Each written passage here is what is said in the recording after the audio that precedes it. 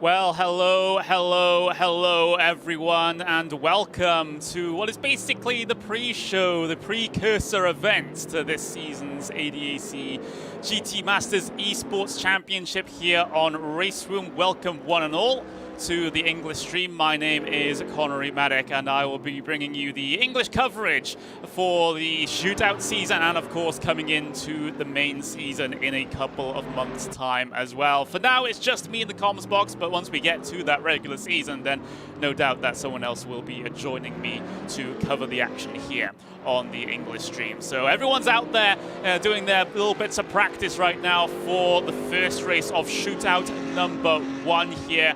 Remember, the top 32 drivers from the Hot Lap leaderboards have been able to book their slot into one of these shootouts here today. This is the first one, so the best 14 of these drivers here today in terms of points will be able to book their slot inside the main season of the ADAC GT Masters Esports Championship to compete for all of that prize money. Let's take a look at them then.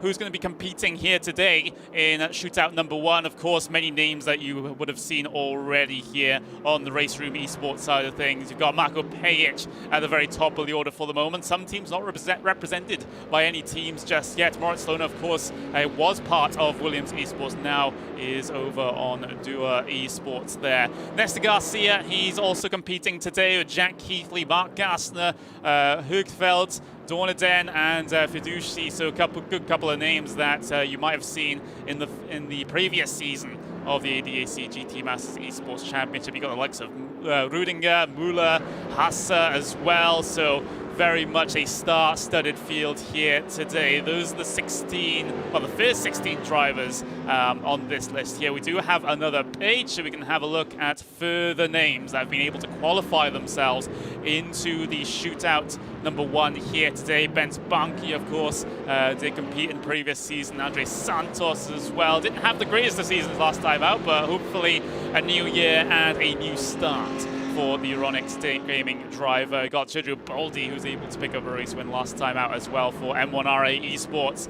And then you got those drivers further down the order, you know, maybe a couple of different names that people haven't seen previously here in RaceRoom competition. It's good to get those guys represented and into the ADAC GT Masters Esports Championship, but they need to do well here today, otherwise their chance is going to be pretty slim coming into that actual regular season. So we've got about, well, just under 6 minutes of practice left here in this session. And just to describe what's going to be happening here today, we've got the timetable up on screen for you now. So we've got the Hockenheim Ring, which will be the first race of 3 here this evening. So it's a lot of racing to get under our belts here today, but I'm certainly looking forward to it. Our race number 2 will be at Oschersleben, and our final race of the evening will be at the Sachsenring. And some drivers are going to be looking at that thinking, well, you know, if I don't have a good race 1, race 2, I'm going to have to make it all up at the Sachsenring to try and book my slot inside that top 14 to go through to become one of the permanent drivers in the upcoming season. Of course, a lot of discussion has been going on around what the balance of performance is like here today, because there was a very recent balance of performance update on RaceRoom for these cars. So maybe that's a little bit of an unknown, a little bit of a curveball that has been thrown at the drivers here today. Very little time after that update came out to go and test every single car and see which car is best at each track. So we've actually got a pretty good smattering of different cars out there right now, not one type of car, not one manufacturer dominating at the moment. So that is absolutely good to see. We do have a healthy amount of these Corvettes out there as we look at Alexander Dornaden heading his way around for the moment. Remember, this is a practice, and in fact, I can pull up the practice times up on the left-hand side of the screen for you there. So Jack Keithley fastest in practice at the moment by just under 1/10 of a second, back to Pejic and Yarshel. So can't really read too much into these practice times. However, of course, you know, given the the amount of time that this session's been live for, the track evolution, the tyre wear, and such like that, that we can't read too much into it. But at least what we can say, Jack Keithley looking pretty strong at the moment here today. And you know, you see a couple of other names up there. You've got Moritz Lohner, last year's champion. There he is, down on the pit lane. He is currently 12th in practice, but I don't think he should be panicking just yet in this situation. We've got a couple of minutes of practice left remaining, and then we will be getting into our qualifying session. So if you're watching this and wondering, hey, I'm German, I understand German, where is the German stream? Then, well, it's not here on the RaceRoom channel. It will be going live over on the ADAC YouTube and Facebook pages. So if you want to get German commentary on the racing action here today, then go on over to the ADAC YouTube and Facebook channels, and those guys will be able to give you that particular service there, and their production is particularly great as well. But the first of our 3 tracks here, Hockenheim, of course, very storied racetrack here in terms of German motorsport, has held very many a German Grand Prix. Of course, like many sort of more historic tracks in Europe, has gone through a lot of changes over the decades, and of course, you know, it's quite different from its first iteration back in 1932. Of course, the most recent major change would be the 2002 redesign, where they got rid of the whole forest section to sort of tighten up the circuit a little bit and get it up to what Formula One deemed was a good standard for viewership in person at the circuit as well. Of course, they did have a major problem at a previous Grand Prix where the track was so big that it was different weather at different portions of the circuit. It's a very similar situation to what you have at Spa, but they decided that they can't be having any of that. They had to tighten everything up, so we unfortunately did have to get rid of the forest section, which perhaps made this track so famous. But as you can see, Nikodem Wisniewski right now continuing to just get those last little bits of practice out there. He was just coming through the hairpin there at turn number 6, which will probably be your main overtaking point here today. You get a lot of slipstream down into the braking zone there, and you can commit down on the brakes down the inside. Very wide piece of track as well, so it really does promote that sort of overtaking. Apparently the German stream hasn't started yet, so I'm not sure entirely what that's about, everyone, but we will make sure that the German stream is started, hopefully before we get the start of the race here. I have no information for you, unfortunately, on the status of the German stream, but rest assured that they're probably going to be working on it and try and get that up at the moment. Someone does bring up the interesting point. There are a lot of Germans in RaceRoom competition, and I have to acknowledge the proof is on the left-hand side there. Yes, there are, and a lot of them very, very strong indeed. Of course, we had a German winner last time out in Moritz Lohner as well. So, yeah, very strong representation in this series. Of course, you know, the real-life series is a German series as well, so you can be forgiven for thinking that the participation in this series will be predominantly German as well.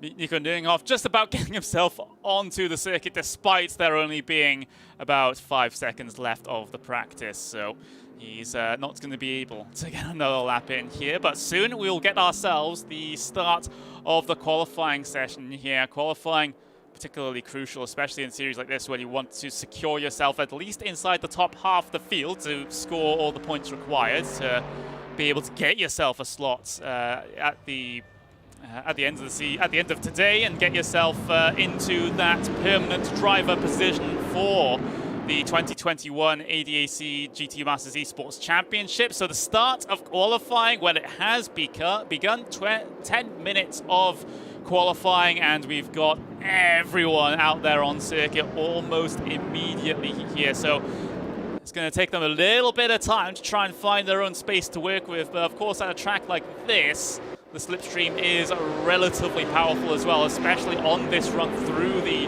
fast left-hander down towards the hairpin. That's where you're going to gain a whole bunch of time. But look at all this traffic coming down in towards the hairpin. This is qualifying. This is not the start of a race, everyone. And they'll have to try and find some working room here to be able to get the clean qualifying laps, because the last thing you want in qualifying is to get yourself stuck behind a slower driver. So they'll try and sort out the order here and get themselves going for their first flying lap in just a couple of moments' time.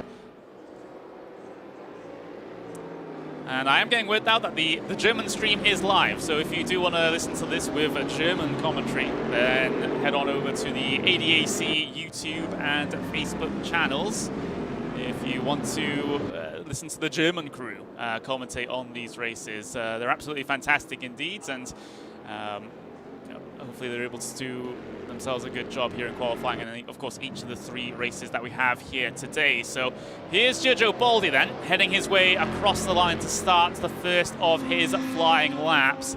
And why not, let's get ourselves a view on the front of him as he heads his way, well, he's already headed his way through turn number 1, the Nord curve, and now you look for the brakes in towards turn number 2, tight and twisty first little sector here before you have to get this exit right coming out of turn 4 on towards that very, very long back straight here. Out of turn 4 through what is technically turn 5 and what is technically called the Parabolica, even though you shouldn't confuse it with Monza, before you look into the braking zone at turn number 6 then. And like I said before, this is going to be where you're going to see most of your moves here today, with committed moves down the inside. But don't underrate the exit of that corner as well, because it's another big slipstream run all the way through here towards turn 7 and then towards the arena section. In towards turn number 8, clip that curb on the inside quite neatly. Now Giorgio Baldi heading through the S's of turn 9 and 10, and on this short run down towards turn number 11, you got to get as close to the wall as possible on entry to be able to carry the speed all the way through into the, well, what was the proper arena section. Through turn number 12 on camber, you can carry a lot more speed through there than you think of if it was flat, and now in through another little S's section before you reach the final 2 turns of the lap. Turn 15, turn number 16. Giorgio Baldi going purple in the first 2 sectors, so a good running for Giorgio Baldi here, at least initially. But it's still only good enough for P3 as the rest of those lap times start to come through. Jack Keithley was that Corvette in front of him that has gone provisional pole position for the moment. So great first little lap there for Jack Keithley as the rest of the runners are now starting to head their way across the line to complete their first laps. I'm just having a look to see where Mr. Moritz Lohner is. He's down in P6 at the moment, so decent first efforts in qualifying for Moritz Lohner. Julian Kunster, we're watching him head his way around at the moment in the Bentley, going green, sector 1, sector 2. Of course, let's see how far up the order he can get. He was actually kind of quite separated from the rest of the pack in the early stages of qualifying. He wasn't a part of that big old train heading their way down in towards the hairpin. Of course, it's given him enough space to run his laps all on his own, but sometimes you do just want that car ahead of you to give that little bit of slipstream coming down the straights here. Kunster, though, heading his way through the final 2 turns here at Hockenheim. Across the line he will go. What's his first lap time going to be? It's good enough for 16th with a 1:38.393 there. So decent effort there from Kunster. Of course, the risk is that if that's where he actually qualifies on the grid here at the end of this session, then it's going to be a pretty big concern, because he's in and amongst the mid-pack there, which can get a little bit chaotic from time to time. There's Marco Pejic in the Porsche, heading his way around to complete yet another lap here today. So we have a smattering of manufacturers at the top of the order. We have a Corvette provisional pole. We have a Porsche in 2nd place and a Bentley in P3. So decent representation there in the top 3 spots. Of course, we have that little group of Corvettes through for P4 through 6. And then we get a couple of Mercedes, Moritz Lohner, Nico Nuninghoff, in P7 and P8 as well. So the driver's still trying to figure out where the balance performance is here at the Hockenheim Ring. Of course, it does depend quite heavily on the track, which car is more suited to which track or not. So maybe this is the order here at Hockenheim, but maybe we'll get to see a more one-sided affair for one manufacturer when it comes to our last two races here this evening. But qualifying continuing on though, Mark Gassner put himself in a absolutely fantastic qualifying time for the moment. He's up into P2, so able to do that on his second time of trying here in this session. Just under 4 minutes left remaining here in this one. I gotta say though, Jack Keithley does have quite a healthy margin there at the very top of the order. He's about 3.5 tenths of a second ahead of everyone else, and that is quite the statement of authority in this shootout. Of course, we expect drivers like Jack Keithley, Payich, Bunky, you know, you've even got Lerner, Nuninghoff, you know, you're expecting those sorts of names to get themselves through this shootout relatively comfortably, but it only requires a couple of poor races and all of a sudden you have to think, my word, I'm going to have to go into that second shootout in a week's time and try and compete for my slot there, and that's not the sort of pressure that you really want to be putting on yourself. You want to get through relatively simply at the first time, so then you can prepare yourself for what the season has to hold. We're continuing to watch Gassner from that ADAC liveried machine hit his way out the final corner. Of course, not really too much slipstream for him to work with. He heads his way across the line now, of course, not able to improve, and he gets actually further down the order. But meanwhile, our defending champion has been able to put in a great lap time there to haul himself up from what is around about P7, P8 up into the third spot. So second row of the starting grid, at least for now, for Moritz Lerner, and another good time coming in. That's Michael Rachel going second place in that Corvette. So the Corvettes are starting to rise to the very top of the order. They were a little bit more mixed in when the practice session was going on, but everyone else in the mid-pack, and so, well, if you just ignore Keithley at the very top of the order there, everyone else is very, very close to each other, and it just so goes to show how competitive here the qualifying is, and of course how competitive the leaderboards were as well, to get yourself to even have a chance here in the shootout of getting yourself into the main season.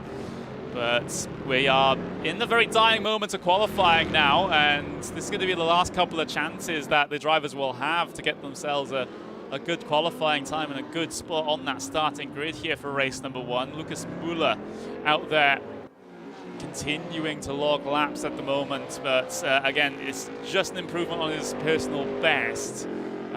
His last lap, of course.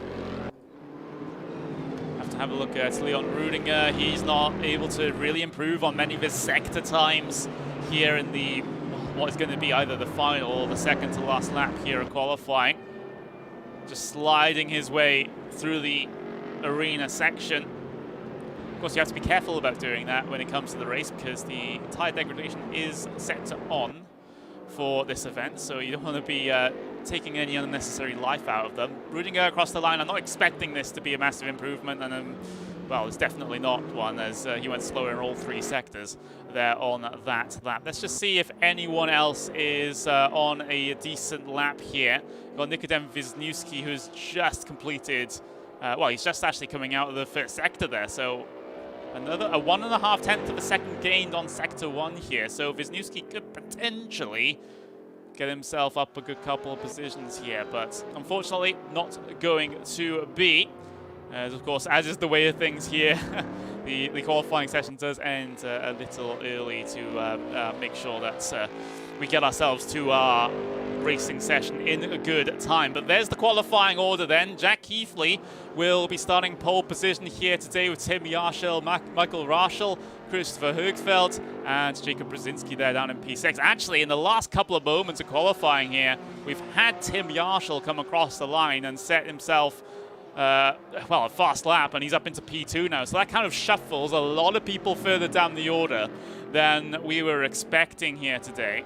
And you can see those drivers further down at the very bottom they're only about a second away from the pole position time, but it just because of how close the racing is here, it's simply not enough.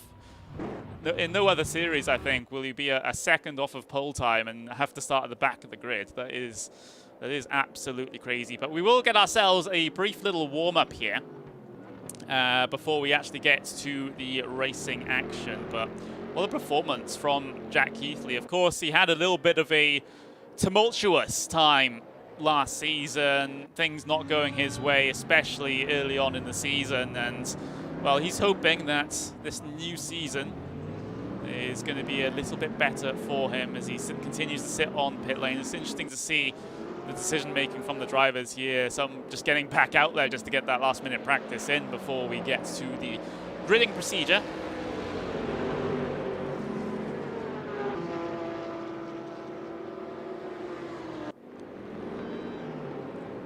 Someone's saying it has been, well, that was an absolutely crazy qualifying session, and yeah, it was for everything first place and back. It seems like Keithley was like, no one's going to challenge me for pole position in this qualifying session, and he ended up a couple of tenths of a second ahead of everyone else. But everyone else, though, very, very close, within a couple of tenths of a second of each other, like the entire field. Like I said, the 1 second margin between pole and 1 second was basically the entire grid. So that's just how close everything is.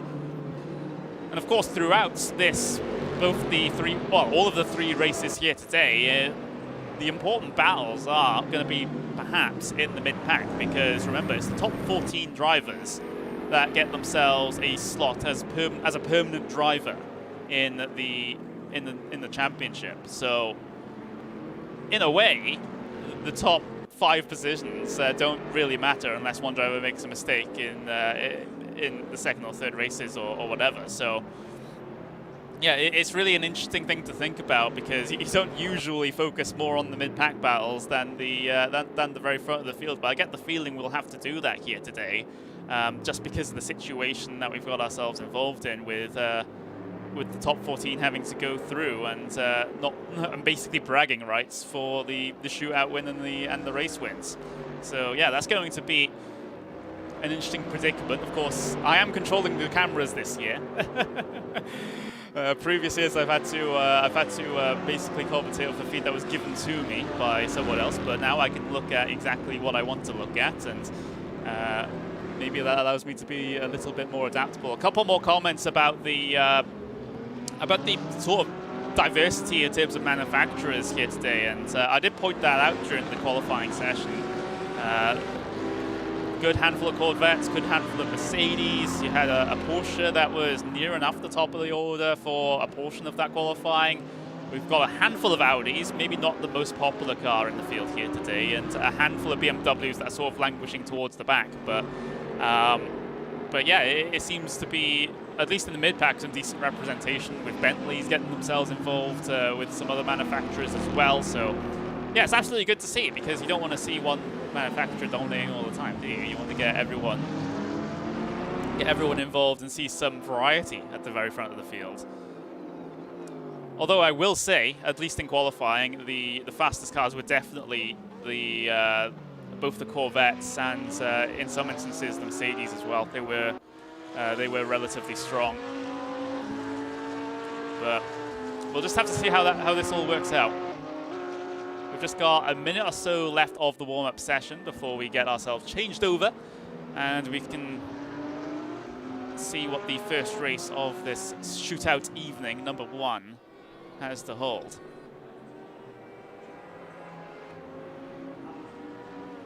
And someone making the comment that the Corvettes are relatively easy and safe to drive, and I think, yeah, I think you're absolutely right there. Of course, you can understand that sort of mentality as well with a Corvette. You want something that's safe to drive, especially when it comes to a qualifying procedure like this for the main season. You know, these sorts of shootouts where a couple of decent top 10 results could possibly book you a space in the season. So why not go for the most consistent car, and the car that's not going to spin out every single lap if you push it a little bit too hard? At least that would be my philosophy. I don't know about anyone else's, but But yeah, that's the option that I would go for. But our warm-up session is now drawing to a close here for race number 1. We'll get ourselves the starting grid in just a couple of moments' time for Shootout 1, race number 1 for the ADAC GT Masters Esports Championship. Don't forget our primary sponsor is EnBW Mobility Plus. It's great to have them back on board once again for the ADAC GT Masters Esports Championship. So, as we get ourselves changed over into the race session, of course, we have to wait a couple of moments before the drivers actually get themselves onto the starting grid. But this has the potential to be a little bit chaotic. Remember, there's one scheduled stop here today, just like the regular season. So you will be expecting those drivers to come down in for at least one pit stop service here today. At least that's the one that's scheduled. Of course, they can come down in elsewhere at other times to serve penalties and or if they've made a mistake on the fuel calculations or stuff like that. But yeah, otherwise, we are just about ready to go here. So Shootout 1 of the ADAC GT Masters Esports Championship for 2021 is about to get itself underway here at Hockenheim.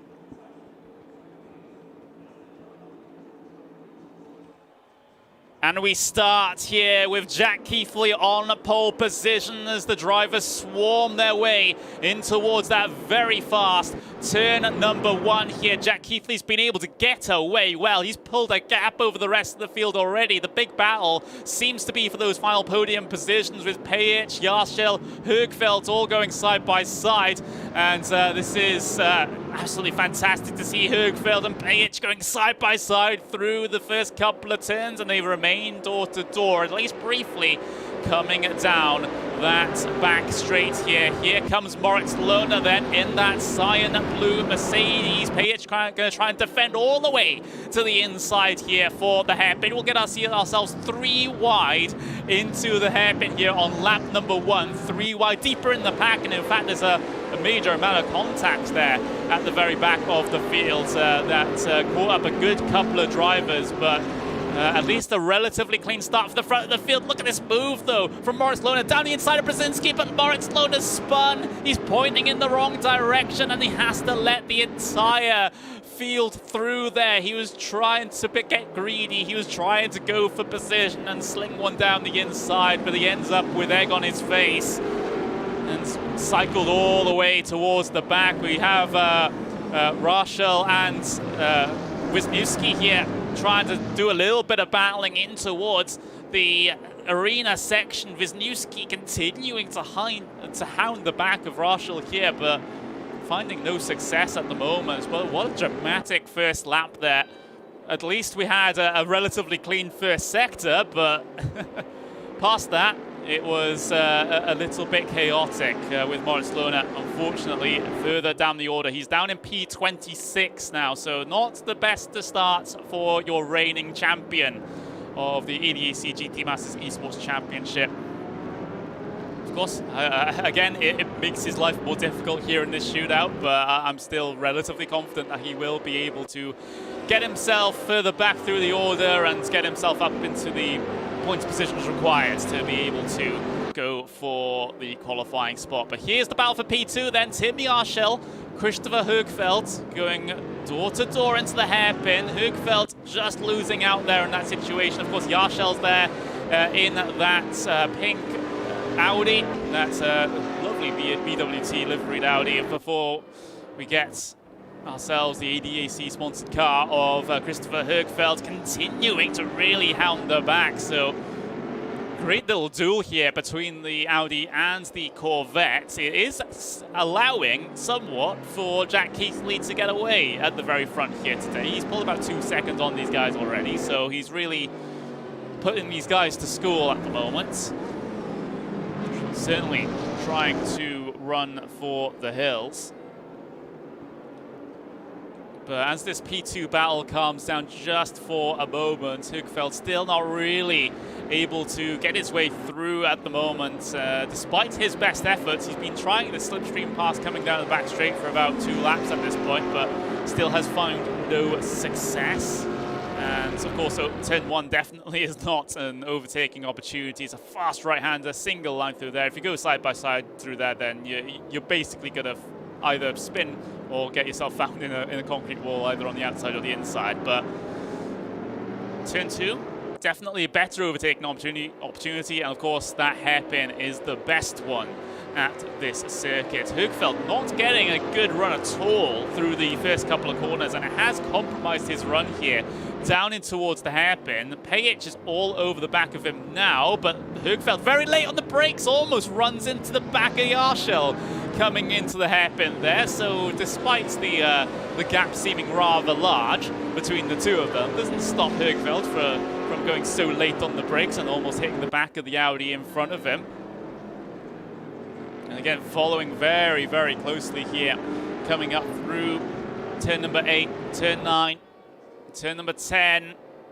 Try not to push too wide out there, but you do want to remain yourselves inside the track limits. Of course, we do have stewarding for this event, so if anyone decides to push their luck a little bit too much, then they will be punished via time penalty or drive-through penalty or some such. Let's have a look a little bit further down the order, because I did say the mid-pack will possibly be the more intriguing thing to look at here. Here's in Andre Santos, who's currently in P14.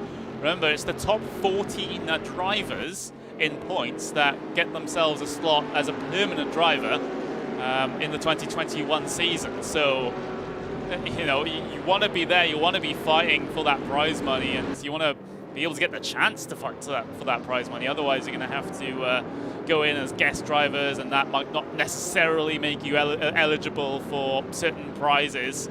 So Santos doing the bare minimum at the moment in that 14th spot. Looking further back though, where is Maurice Lohner? Because of course he had that big incident at the very start of the race. He's still down in P21, so slow progress for Maurice Lohner, but again, his task, he knows exactly what it is. He needs to get himself as far up the order as possible to try and work on the deficit that he's now accrued due to that spin. Ahead of him though, Jeffrey Rietveld and Martin Varner were going wheel to wheel through the hairpin, and they're going to continue going side by side here in towards turn number 8. Varner in that Bentley, really trying to put Rietveld under a lot of pressure here. Of course, these are still minor points paying positions, but it might matter a whole bunch by the end of today.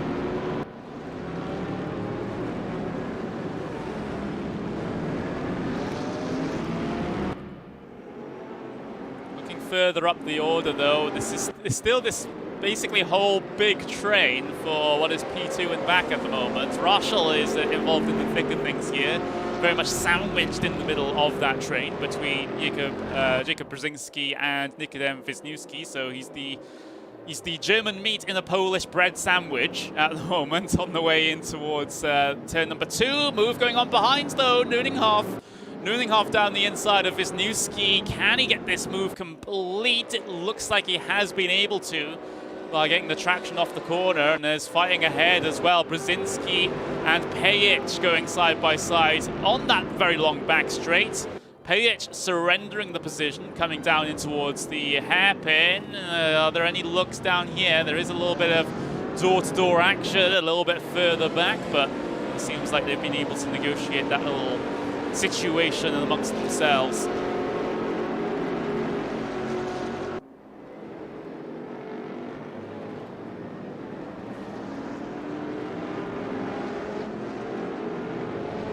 Jack Keithley, by the way, has continued to extend the gap here at the very front of this field. The gap is up to 3.5 seconds already, and we are yet to even get to the 10 minutes elapsed point of this race. So, yeah, a very, very strong Keithley is not what really any of the rest of these drivers wanted to see. So it does mean that the race lead is already getting away from a lot of the drivers here today. Looking further back in the pack though, again, everyone's still keeping themselves relatively close together, and I guess we should have probably expected this considering the qualifying times. before the race here today. Everyone's so close in the mid-pack, and well, it's more about the racecraft, the track positioning, and pulling off those passes that are going to result in major points for any of the drivers down here. You can't just rely on, by default, being faster and clear air than a couple of drivers. Dornaden, though, down the inside of Garcia, and picks up that position. Is there any challenge from Garcia coming off of this corner? Not right now, but he will sit in the slipstream here all the way down in towards the hairpin. In that big old AMG Mercedes, sitting inside the slipstream of the Corvette. Is there a move to the inside? Yes, there is. There's a look, but there's no commitment on the brakes there. There's a slight lockup from Jojo Baldi, I believe it was, ahead of these guys, and someone's off. Someone's off in the background there, and dropping down the order quite significantly. I can't quite see, unfortunately, who that was. That might have been Nuninghoff, actually. Yeah, Nuninghoff. Nuninghoff had a massive, massive problem there coming into the hairpin. That has resulted in him dropping significantly down the order. Side by side ahead of him, though, Rudinger and Alita Dina. Dina trying to hold on to position here. It's all getting a little bit close for these two between the Audi and the Corvette. But the Corvette of Rudinger is through, and now Nuninghoff's looking to try and capitalize on that position, rubbing doors on the way in towards turn 7. My word, they're able to keep it held together, though. This is frantic racing here down in the pack. Dina still continuing with a couple of side-by-side moments between Nuninghoff and, of course, Ottaviani now is, or Ottaviani is also getting himself involved in this one. What has happened to Jacob Brzezinski? He's brought himself down towards pit lane. I think this might be a scheduled stop. Yes, there are drivers coming in for their scheduled stops now. So this will be relatively early, in fact. This is a 40-minute race. You do have to do that one scheduled stop, but a lot of drivers coming down early, perhaps because they're stuck in a little bit of traffic with these trains that are going on, looking to try and complete some form of undercut. But those drivers that have come down on towards pit lane, you got Adam Pinces, Leonard Kripina, Ilya Josikov, and a handful of others as well that have come down in, involving as well as Brzezinski and such. So, yeah, those guys have been able to complete their stops. That's what you see when you have a look at the left-hand side and the green signal next to their name, next to their times there. We have a steward's decision come through. Leonard Kripina has been given a drive-through penalty for speeding in the pit lane, and that is unfortunate. You don't want to have your first pit stop of the shootout season, or shootout races, go like that, let me tell you that. But it seems like you got 1, 2, 3, 4, 5, 6, 7 drivers that have completed their first stops here. Here comes another group in, though. Christopher Hergfeldt has come down in from 3rd place there to get his stop completed, and a handful of other drivers also coming in as well. Lucas Müller, also one of them. Tim Yarshel also has come in as well from those podium positions. So a lot more drivers this time around deciding to come down in and get their pit stop services done. There is Mark Gassner down in for his particular stop as well. So a handful more drivers coming down in, but the majority still have remained out there. Another penalty coming through. I think, was that Wisniewski? It only popped up briefly, so I didn't get to read the full graphic. So someone else has sped on pit lane there and has gotten themselves a penalty. It was Wisniewski. So drive-through penalty for Wisniewski. He'll have to come back in. There he is, out there on circuit, and he'll have to take another trip on towards pit lane due to speeding on the pit lane. So, again, one of those drivers that we would expect to see continuing to fight at the very front of the field here today, well, has had made a mistake, sped on pit lane, has to come back in, and he will be cycled back further through the order once he does serve that penalty. So, yeah, drama for a couple of drivers here today. Having a look at Jack Keithley, there's your race leader. So your race leader is now coming down on towards the pit lane. So Jack Keithley in. It does mean that Pejic, if he stays out, which he has, will inherit the race lead in that Porsche. So he's perhaps going to be aiming more for the middle point of the race to come down in and get that pit stop service done. Jack Heathley continuing to wait out his service. We've got Michael Raschel and Bence Banki, who has also come down on towards pit lane. There's Jack Heathley's service done, and he heads his way back out there onto the circuit and in a little bit of clear air as well, which will be ultimately beneficial for him and, well, securely ahead of Tim Yarshil and Högfeldt, who are his closest challengers before coming down on towards pit lane. So he's kind of maintained, if not extended, that gap now in the effective race lead. But you can see that we still have had about, well, 10 drivers, at least that are still in major positions in this race, yet to come down on towards pit lane. So Marko Pejic is one of those drivers, continuing to log those laps out there, has not done his mandatory stop just yet. Lucas Müller in that second place there, at least right now. Of course, he'll be cycled further back once he comes down on towards the pit lane. Nesta Garcia in the AMG Mercedes also has not come down in just yet. So I get the feeling that if you're staying out now, you're probably staying out all the way until the halfway point. I wouldn't, it'd be a little bit of an more awkward time to pit at this stage, although Lucas Müller is coming down in. So a majority, if not most, if not all, potentially, of the drivers coming down in before the actual official halfway mark of this race. Lucas Müller getting himself stopped in his pit box there. Who actually stayed out here? Pejic did stay out, and so did Nesta Garcia as well. So these drivers continuing to keep with the sort of going long strategy.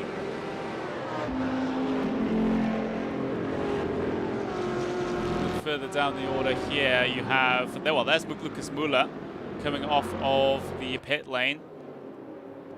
Trying to get a good view of these cars that are in this little bit of a train here. There's Christopher Högfeldt, who's very much on the back of Jacob Brzezinski. Of course, Brzezinski no stranger to fighting already in this race. He had a couple of fantastic duels in the opening couple of laps, but of course, you know, due to the nature of things, the pit stop window does allow drivers a little bit more breathing room out there on circuit, as the strategy differences really are telling. And I think Brzezinski really overcooked it in towards the hairpin there. Locked up slightly, pushed wide. And you have to be careful when you're on this second stint now, because you don't really want to murder those tires. They do have to go pretty long. So that's just the situation there for Jacob Brzezinski. Don't do that too many times into the hairpin, otherwise you're going to be having major issues a little bit later on in the race.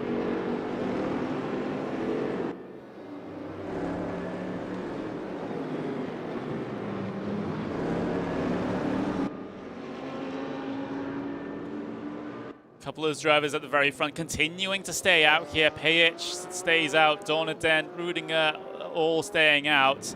Fiduci also keeping out there. So I think these drivers that have not pitted yet have basically committed themselves to be going to the halfway point at this moment. A lot of the drivers that pitted early really, I think, wanted to basically just get out of traffic and be able to run their own laps and try and get some form of undercut done in that way. But again, they're going to be struggling perhaps a little bit more towards the end of this one. Tim Yarshil continuing to lead what I would deem the peloton here, if we're going to use a cycling term, the main group of drivers that are the furthest up the field. And again, they're not really going to be able to do anything about Jack Heathley. Heathley's been on fire throughout this race, and it looks like no one can really challenge him at this stage. Where is Denya?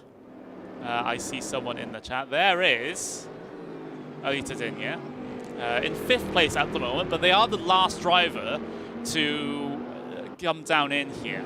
There's another steward's decision, another drive-through penalty for a driver. I'm not sure why these graphics are not sticking up as long as I would like them to. There we go, Matthias Balduf being given a drive-through penalty for speeding in the pit lane. Speaking of pit lane, Dinya heads his way in for his service, and Pajic was also in as well. So this is about the right time now for these guys to come down in. Of course, they're going to lose a little bit of time compared to those drivers initially did decide to go for the undercut, but their goal is to have an absolutely fantastic final portion of this race. And you can see Christopher Högfeldt. Where is Pajic going to slot in? He's going to slot in just behind Högfeldt here. So, keeping himself in this mid pack, which is going to be absolutely beneficial for him. You know, he has the positions further down the road to go chasing. He has a whole bunch of slipstream as well. And he's actually quite neatly slotted himself in the middle of that pack as well. So, things could be looking on the up here for Pajic if he's able to pull off the overtakes and get himself up into a podium position at this point. Everything getting all close and nose to tail. Coming through the hairpin there.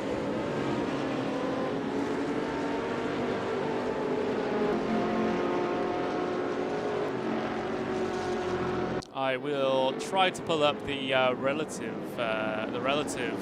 timings here, just to see. Well, it gives you a better view of where all the battles are. You can see there's a battle further down the order between involving Julian Kunster and Nuninghoff and Vitovet, as well as look at the Vitovet down the inside of Kunster in towards the left-hander, and a little bit of helping from a door as well to try and squeeze his way through. So Luciano Vitovet. Oh, Vitotes, or well, it's a Dutch name, so I'm not entirely sure of the pronunciation there. I can just about manage with German names, but Dutch names are going to throw me a little bit of a curveball. There he is, Luciano. Now looking all over the back of Nico Nuynghoff. So again, these positions, you know, might not be typically important in any normal race, but again, it's more of the bragging rights at the very front, more the bragging rights at the very back as well, but the point positions are only down to 15th place. So the driver who's in 15th right now just so happens to be your previous championship winner, Moritz Luna. He's scoring 1 point by if he finishes in that 15th place. Better than nothing, yes, but certainly not what he would have been hoping for at the very start of this race. The only driver that has not come down in for a pit stop yet, by the way, is Gianmarco Fiduci in that Bentley. So he's continuing to stretch out his first stint here, and let's see how this works out for him. On the track, Jack Keithley's only about 7.5 seconds behind him, so certainly going to get cycled quite deep further back in the order here, but it should be able to give Fiduci a good opportunity a little bit later on in the race to be able to claw his way back through the field once he does come down to get that service done.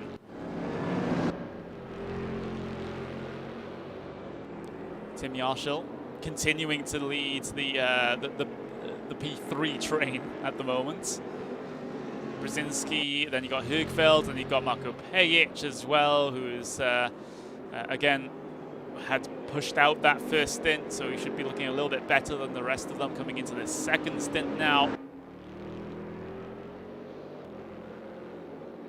But we'll just have to wait and see how the order gets shuffled up in the final couple of moments of this race. Yarshall has typically been much earlier on the brakes coming into the heavy braking zones than Jacob Brzezinski, because we've seen on many occasions where Jacob Brzezinski has gone so late into the brakes, into the hairpin, where he's almost run into the back of that Audi many times. So let's see if it happens again here. Of course, the gap does naturally close up inside of a heavy braking zone, but I think it's a little bit more than that is the situation between these two at the moment.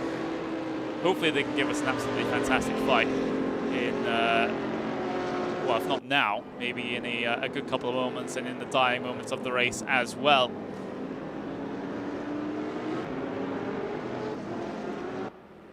Back further down in the order, more battling going on. You've got Jonas Vanner trying to defend from Wisniewski as Wisniewski dives his way down the inside, and Vanner comes back at him.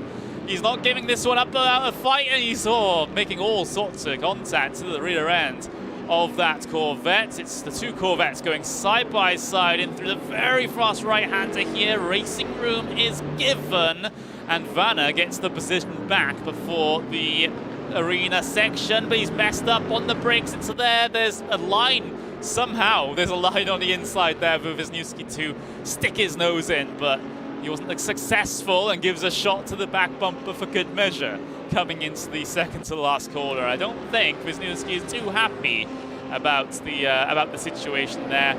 He was able to gain the position just briefly, but stolen away just as fast as he got it by the German of Vanna ahead of him.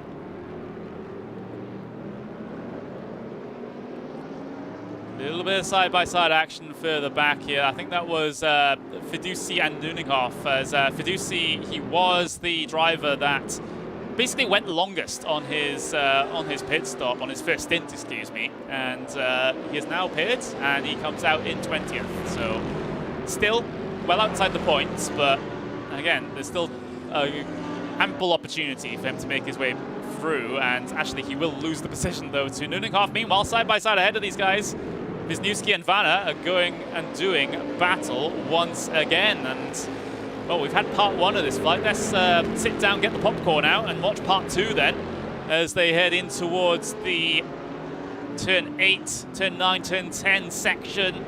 Vanna still caught behind. He's not able to respond in this time like he did last lap. And you can see that Martin Vanna is also looking aggressive all over the back of these guys as well. So that Bentley looking to make some forward progress in towards the arena section. I am keeping a close eye on those battles further up the order, by the way, but we're giving a little bit of love to these drivers that are trying their best to get up into the final points-paying position, which is P15 here, but this little group that has been battling so heavily are starting to drop off both P15 and P15 at the moment and P14. So the more they fight, ironically, the less of a chance that they're going to be able to get themselves a championship point or two at the very end of this one. It's the cruel situation sometimes in both sim racing and real racing, where if you fight for too long, then you're just going to lose more time to more important positions further down the road.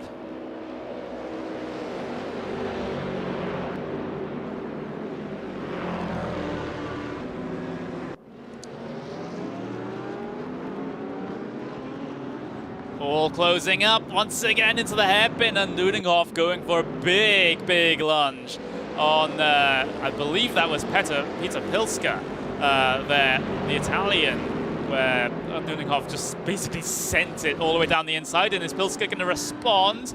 No, Nuninghoff's going to go deep on the brakes all on his own. He was scared that the BMW was going to try and move around the outside there, but it was more just a look rather than a committed move in that instance.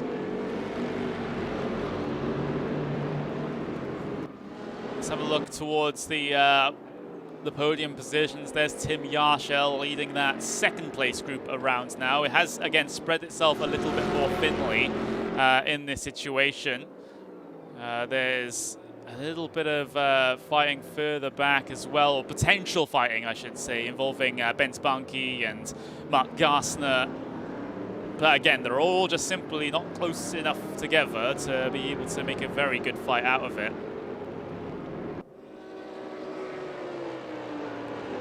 See that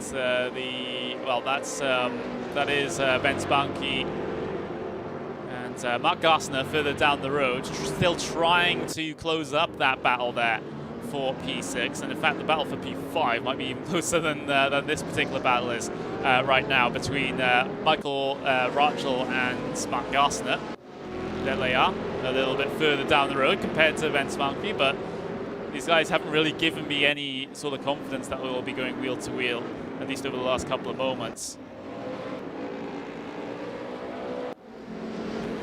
Some close action behind. Piska and Nuninghoff continuing to be very close here. And now Piska looking down the inside at turn number 8. Is there contact? There's a little bit of contact between the two of them, but Nuninghoff able to keep control of the car, and make sure that that AMG Mercedes does not spin around due to the contacts from the BMW behind him, but great little bits of fighting between these guys. Of course, Bilska, I don't feel like he has quite as much clear air speed than Nuninghoff does, and with a little bit of an error there into the arena section, it's going to be a little bit more exacerbated, the deficit. So now maybe he has to be looking less ahead and more behind, because Martin Barner is also sort of there waiting in the wings and waiting to capitalize on any more mistakes that Bilska will commit in the final 11 minutes of this event.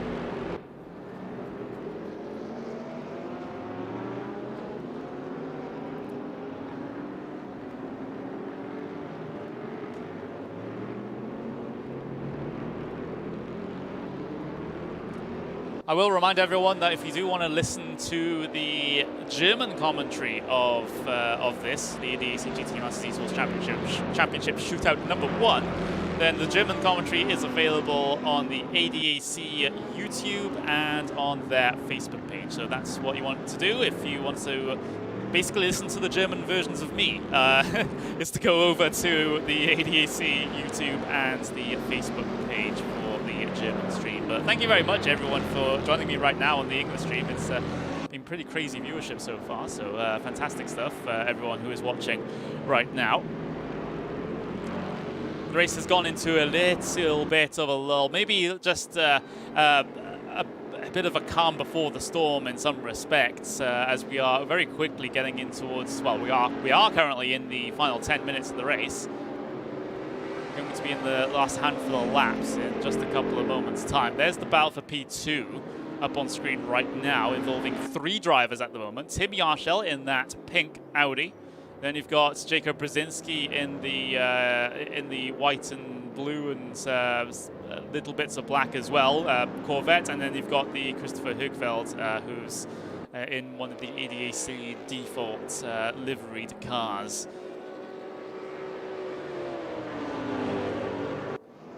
Having a look further back through the order, this is the battle for P number 12 at the moment. So this is between the cars of Andre Santos and Marco Pejic.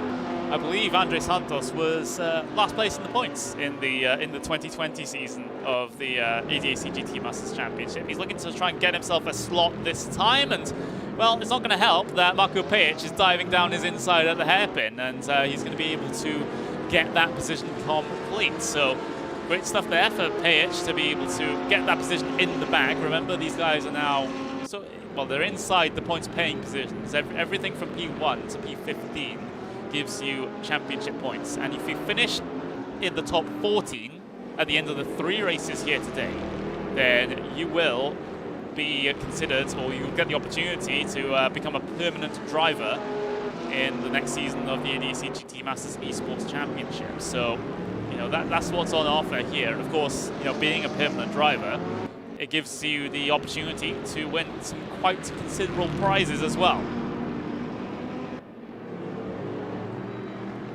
Look at this little battle pack here involving Julian Kunze, Luciano Wittot. Again, Dutch names, they always throw me a massive curveball. Alita Dina and Adam Pinces involved in this 4-car train right now. This is the battle for P20. That's up on screen, led by the Bentley for the moment, but tailed quite closely by the BMW and the 2 Audis a little bit deeper in that 4-car pack. Again, these aren't the battles for any championship points, so again, it's more a battle for pride at this stage, considering how many positions they are off of the points-paying positions.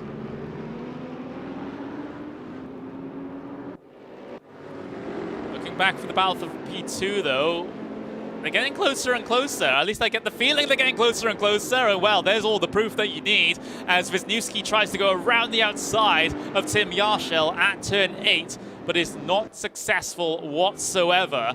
And he has to remain in line and remain in P3, and looking to the inside for turn number 11. It's not usually an overtaking point. Maybe you can look to the inside coming into the turn 12 here, the banked left-hander. But again, it's maybe the track width isn't really conducive to trying to dive down the inside there. But this battle for P2 is really starting to heat up at this stage, and well, it's between two well-known figures in the RaceRoom esports community, Yarshel and Brzezinski. Of course, they've fought together many a time before, so I'm not expecting any fisticuffs in between these two. But it should be an absolutely fantastic fight regardless. And don't forget, the third party, there's the Swede of Christopher Högfeldt, who is behind this, and he can get his fingers stuck in and get himself involved in this battle as well. So don't be fooled into thinking it's just a battle between Yarshel and Brzezinski, because Högfeldt, you know, if these guys at the at the front of this three-car train hold each other up, then Högfeldt definitely has the opportunity to get himself up into P2. Brzezinski, again, so late on the brakes into the hairpin compared to what Yarshel is able to do. So fighting a little bit further back as well, because you have the battle between Michael Raschel and Mark Gassner, the two Germans in the ADAC liveried, well, the default liveries that I'm calling them right now. They're looking rather close as well, and this is for a healthy amount of points in P5 and P6, so this one could be one of the battles to watch coming in towards the final 5 minutes of this race.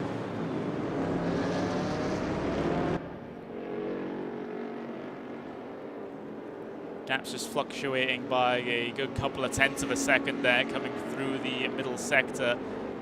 Ben Spunky also looking to get himself involved in that Bentley. Further back in the order, it's Corvette from Porsche, from Bentley from Corvette in this little train for P5 at the moment. So lots of places to look to see some potentially close action at the very end of this event. I noticed that at least one of our viewers has been keeping track on Moritz Lohner's progress throughout the field. He's down in P14 now, so he is scoring a handful of points. There he is in that blue AMG Mercedes. How many points is he scoring exactly? Well, he's scoring 2 points for being in P14 at the moment. So, I mean, it's better than nothing.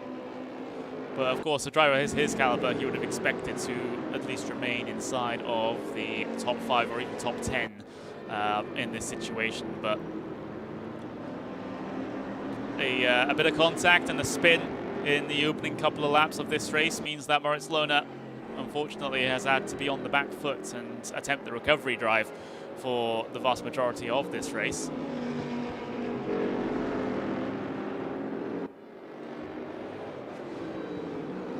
Another close little thing again with, well, the situation back near P5, P6, P7 has, well, Raschel's been able to gap some of these guys behind. He has a pretty poor middle sector though, so you would expect Monkey to close back in, which he has, just visually there coming into the final 2 turns of the race. This is the battle for P5, P5, so P5, P6, P7. All in this 3-car train on the way in towards turn number 1 now, and Högfeldt is not too far down the road actually. You can see him, he's in a little bit of no man's land at the moment between the two sort of leading packs that we have here. Of course, Keithley in the race lead has just said goodbye to everyone, and I'll see you in race number 2. But everyone else, still close, still competitive. And all it takes is a good run coming out of the first couple of corners down this back straight for the move to be available into the hairpin. And again, the same applies on the exit of the hairpin as well. If you don't get the traction coming down out of that slow speed corner, you're going to be compromised all the way coming into turn 7, and then there might be an overtaking opportunity at turn 8 as well. So you do have to be careful. It's all about the exits here at the Hockenheim ring. Müller looking at the back of Ben Spunky now. This is the battle for P7. Trying to sense an opportunity, but when you get to these very front pack battles, in a way, you have to manufacture your own luck rather than hoping that someone ahead of you makes a mistake.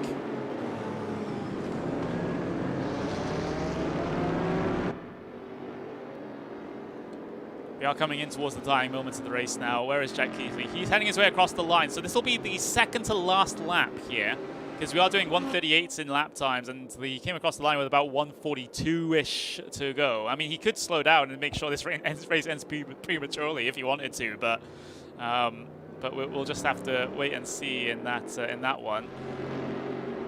The progress of Moritz Lohner continues, though. He's looking for more points to try and recover this one, and he's looking all over the back of Andre Santos now. So if, well, every little helps as far as points in this shootout goes, and if Moritz Lohner can get past Santos, then that's an extra point in his back pocket. So he'll be looking a little bit better then coming into the next two races of this evening. It's going to be a very long day, everyone, and my voice is already getting worn out by some of the battles that have been going on.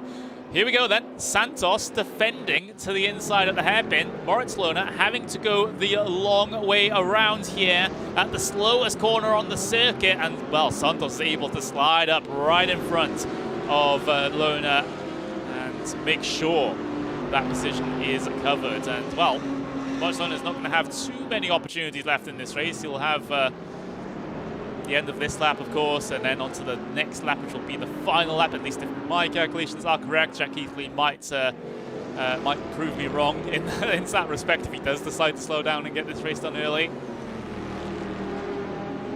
10 seconds left remaining then, and what a performance is from that man. It's across the line to start the final lap now, so this is the start of the final lap for Jack Keithley. He has a healthy gap over everyone else. He's 5.5 seconds ahead of everyone, which it just goes to show how strong he is here at the Hockenheim ring. There's the battle sort of just inside, outside the top 10 that we were watching for a period of time as well. They're continuing to be rather close, but not close enough to go for moves here, and I'll have to wonder if that's going to be the same here on this final lap.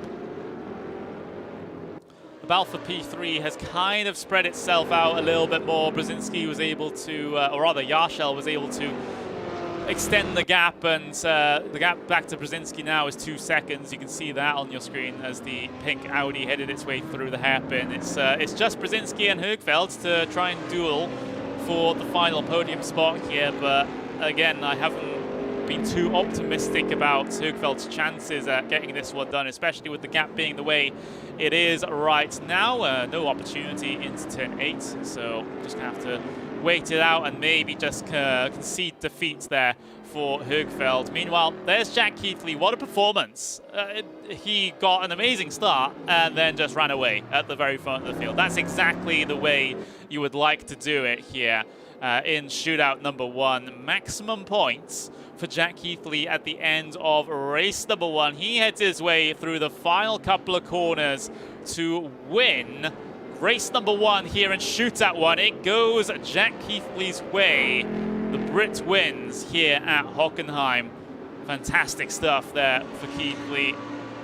Great start to this shootout competition. Everyone else heading their way across the line. There's Mark Garsner in P6. Heading his way through. I'm having a look to see if Lohner's been able to get past Santos. They're getting close out of the final corner, but Lohner was not able to get himself an extra point there in the battle for P13. So P14 it is for him. Everyone else slowly but surely starting to head their way across the line now. There's Adam Pinsez further down the order, P23.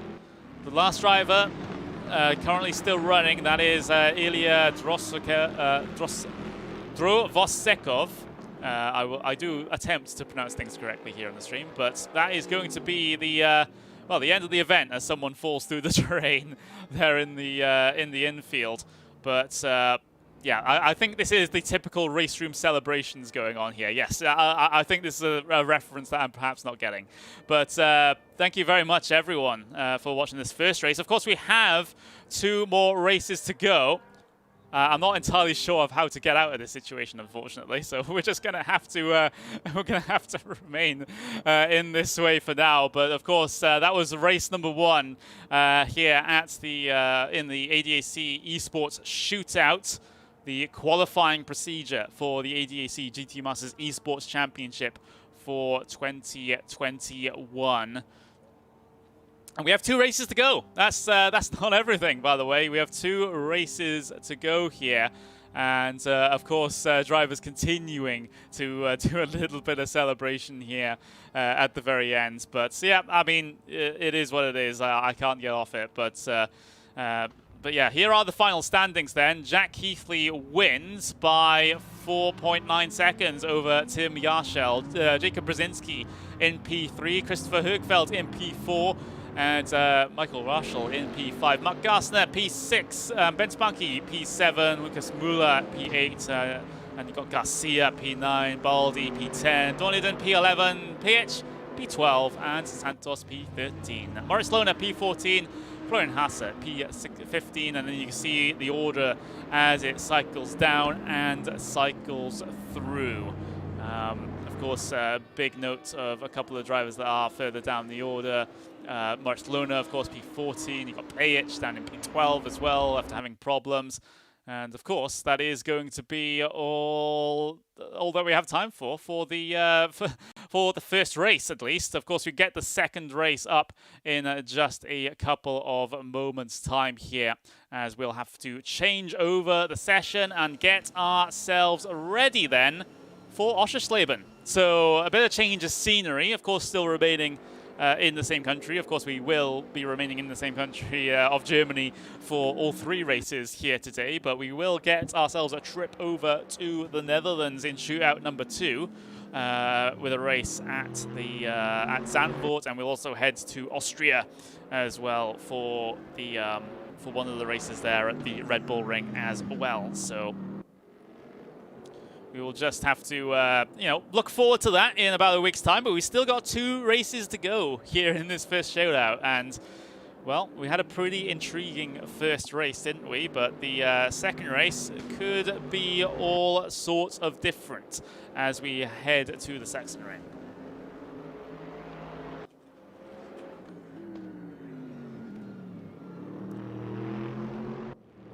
Of course, going to be one of those circuits where it's, at least last season, I believe this was probably the circuit that was the toughest to really get overtakes done. Of course, you have a relatively long front straight to be able to maybe send some dives in towards turn number 1, but elsewhere it's more medium to high speed corners, which aren't really conducive to a lot of overtaking. So we'll just have to see how these drivers negotiate it, because this has the potential really to be a little bit more of a strategic race, I would say. The pit stop's going to matter a little bit more, I get the feeling, here at the Sachsenring compared to what we were seeing at the at Hockenheim with a lot of those early stops to get out of traffic. Maybe it's going to be a little bit more thought put into them here at the Sachsenring. The drivers will get themselves a little bit of a practice / warm-up session here to be able to get themselves going. Dap says, what's track? It's the Sachsenring. The Sachsenring is going to be our second race here in the first shootout of the ADAC GT Masters Esports Championship. And then for race number 3, we will be going, Oschersleben. This is Oschersleben. I got my order wrong. I do apologize. This is Oschersleben, and we will be going to the Sachsenring for the 3rd race. So that's the situation there. Of course, Oschersleben 2nd, Sachsenring 3rd. There we go. We've got that all sorted. But drivers are continuing to just continue on with their little bits of practice here. Of course, remember that again we had that very recent balance of performance patch here on RaceRoom that might have, well, changed what the preference is going to be.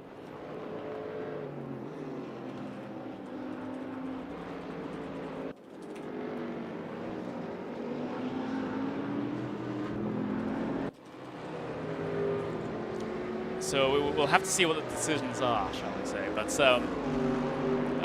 especially when it comes to the regular season, because when the regular season gets itself started again, then drivers will have a little bit better idea of what the balance performance is going to be like. So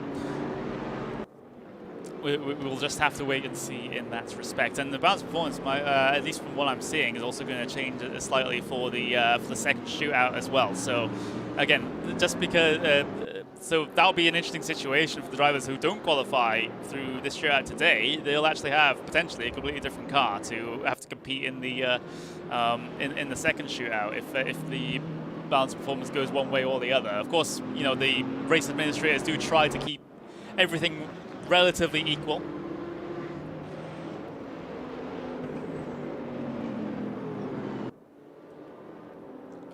We are coming towards the end of this mini little practice session though, and we will get ourselves qualifying started in just a couple of moments time.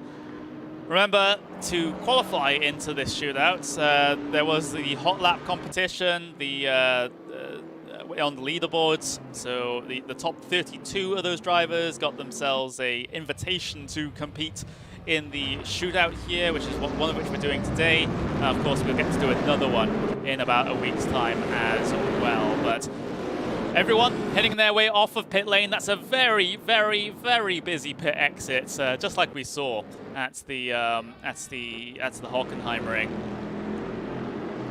And it seems like there's a little bit of congestion. Drivers having to slow down quite considerably coming off of pit lane there to be able to get their qualifying started. Not the largest of tracks, I will say, but and not the easiest of pit exits to get through when you're having 30 cars trying to squeeze their way through. But with that out of the way, qualifying has started, of course. There is your previous event winner.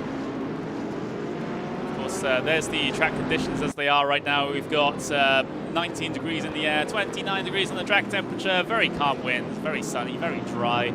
No weather to really be concerned about here today. There's Jack Keithley, your winner from Hockenheim. Will he be able to pick up the race win here at the Oschersleben, though? That is the question. Of course, just you know, some drivers might have better experience at other tracks, and of course their car might be more suited to other tracks than others as well. So just because Keithley was super quick at the Hockenheim doesn't necessarily mean he's going to be super quick here at Oschersleben, but you never know. Jack Keithley is one of the best, and for some people, the best RaceRoom racing driver on this platform. So don't put it past him to be able to get it back onto pole position for race number 2 and get 2 pole positions in the bag.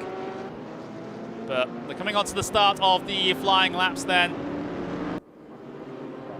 We'll get ourselves our first indication of what the grid is going to be like here. As, well, Barcelona only just coming off of pit lane here. So it's going to be a while before we get a representative lap time from the reigning champion. There's Nico Nuninghoff in the AMG Mercedes out there. Of course, it says he's done purple through Sector 1, but that doesn't really apply when it comes to the first sets of flying laps here in qualifying. Of course, because no one else is set a lap time, it just shows everyone as going purple. But Nuninghoff, oh, he's going to go wide out into the gravel. That is going to be a ruined qualifying lap for the German in the AMG Mercedes, so he's going to have to try and reset and get himself the start of another flying lap here and try and go chasing for lap time. But we start to see the first couple of lap times come through then. Leon Rudinger, at least briefly, was provisional pole position, but everyone coming through and setting their lap times now.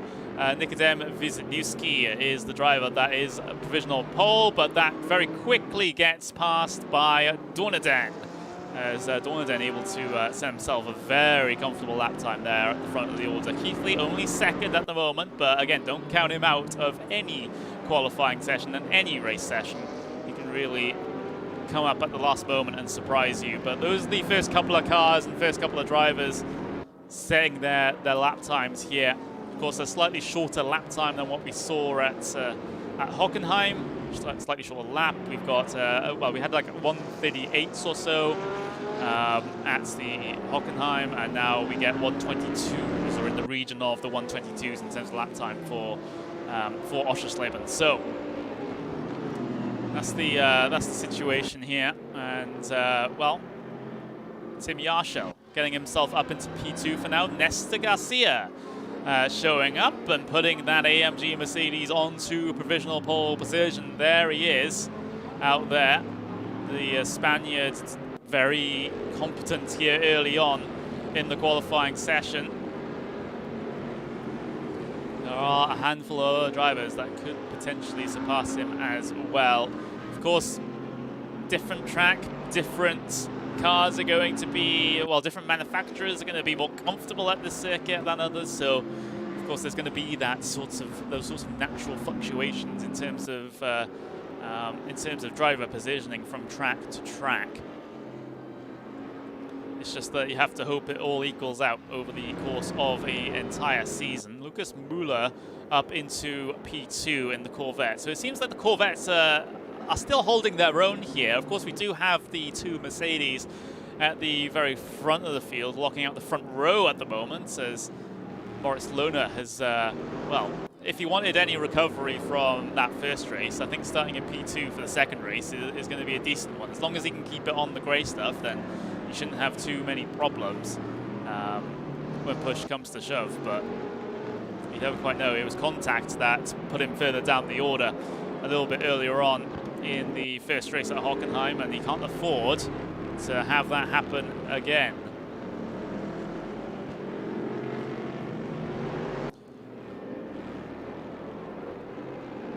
Of course, if you're wondering about the points order as it stands, unfortunately I won't be able to show you a graphic for it, as the Lohner gets all sorts of out of shape there and takes the tow back towards pit lane. But yeah, if you're wondering what the points order is right now, well, it's going to be similar to what you saw at the end of race number 1, because I don't think there are any post-race penalties actually come through. At least I don't see any come through just yet. So Jack Keithley leads the points, same with Yarshel second, Brzezinski third, and some such. The driver that's in the 14th spot right now, which we'll be talking about a lot through the next couple of races, especially in the point standings, is Marko Pejic. So Pejic in 14th at the moment, and that is the cutoff line. So if you're 14th and above, you will be able to get yourself a slot, a permanent driver slot, in the 2021 ADAC GT Masters Esports. But if you're below that, you're going to have to try again in shootout number 2. So you want to get in on this first one. Let me tell you that you don't want to be putting the pressure on for that second run. Christopher Högfeldt putting in a very good lap there, up into P2. It seems like the very top of the qualifying order is looking a lot more competitive than it was at the Hockenheim ring. Let me tell you that. It's no Jack Keithley going a couple of tenths of a second ahead of everyone else anymore. It's all everyone keeping themselves relatively close together, because you see Nesta Garcia, he has pole position right now by only 62 thousandths of a second. So, you know, that's just the slimmest of margins. That's, you know, on the order of, you know, just getting a little bit later on the brakes or getting a little bit of a better exit from any corner, and you've made up that time already. Meanwhile, we did see someone go off there. I didn't quite catch who that one was, but a driver having a couple of problems there in the qualifying laps. Of course, if you do abuse the track limits here in qualifying, you will get your lap invalidated. So, so you need to keep things clean here to be able to set a valid qualifying lap. Lucas Müller, though, across the line, able to get himself back up into P2. That was taken by Högfeldt for a good couple of minutes there before Müller decided to respond.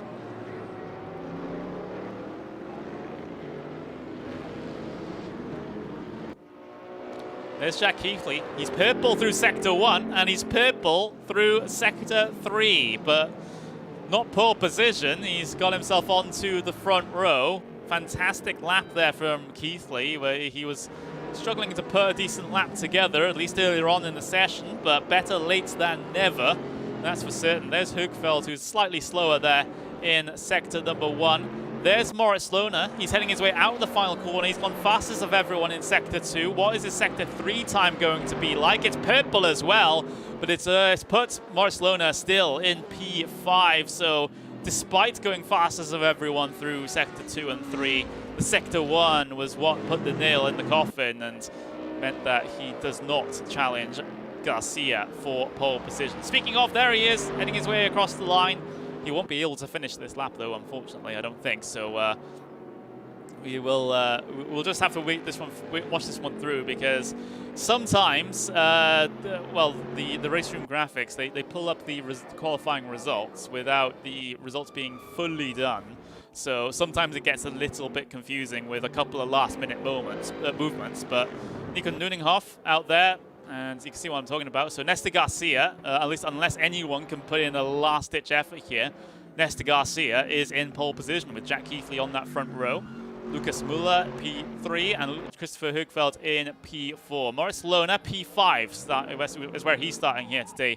Jacob Brzezinski, P6. Florian Hasse, then Leon Rudinger down to P8. We got Deonaden and Wisniewski rounding out the top 10. And then those drivers outside the top 10 on the starting grid: Tim Yarshel, Ben Spanky, Adam Pincez, Nico Nuninghoff, Giorgio Boldi. And then you have the remaining names: Vance Pejic, Rachel Gassner, Josh Voskov, and Pilska. You've got Santos, Fiduci, Ottaviani, Kripner, and a couple of others further down the order. Again, another very, very close qualifying session indeed. Again, we'll get this 5 minutes warm-up in between the qualifying and the race, but again, very, very close affair. It just goes to show the quality of the competition here, that everyone is so close.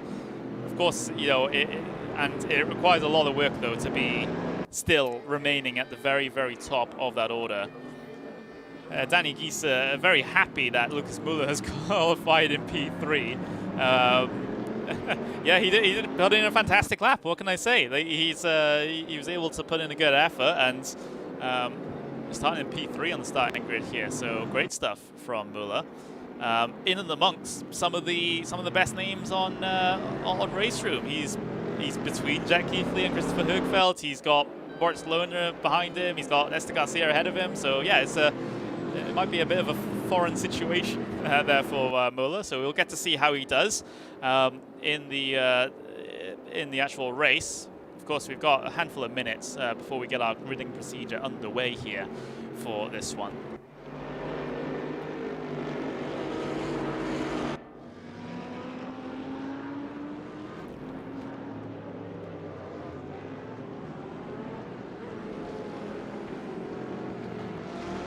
So the drivers to look out for here, I get the feeling, and we'll again look at them more coming into the final race of today, is those drivers that are sort of in and around that P14. So we have to make sure, at least, we'll watch the progress of Moritz Lohner to see if he can remain in that top 5 positions, so that he doesn't have a bit of a panic or a little bit of concern coming into the final round, where he's in the position where he might not even get a slot in next season, at least from this shootout. Of course, he would have to then qualify in the second shootout.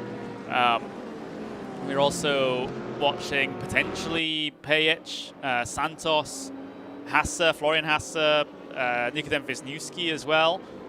Those are the sorts of names that I'll be really interested in coming over this race, because you know they're on the single-digit point situation, 0 points for some of them as well. So this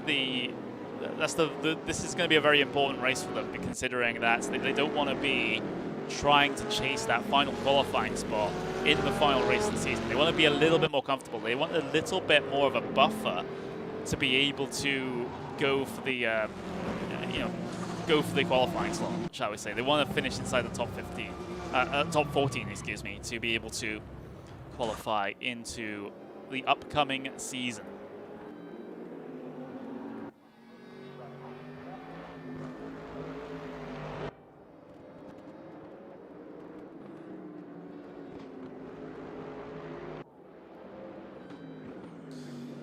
Just a handful of minutes to go now before we get ourselves race number 2 of shootout number 1 here at the Oschersleben circuit.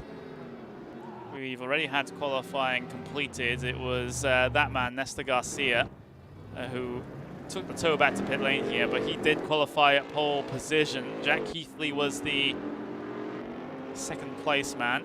there he is, coming off of pit lane. What a performance at Hockenheim, but a little bit of a closer qualifying this time around at Oschersleben, so maybe we'll get to see ourselves a decent duel for the race lead at some point during this race. I'm hoping for it at the end. I think we all hope for it at the end, but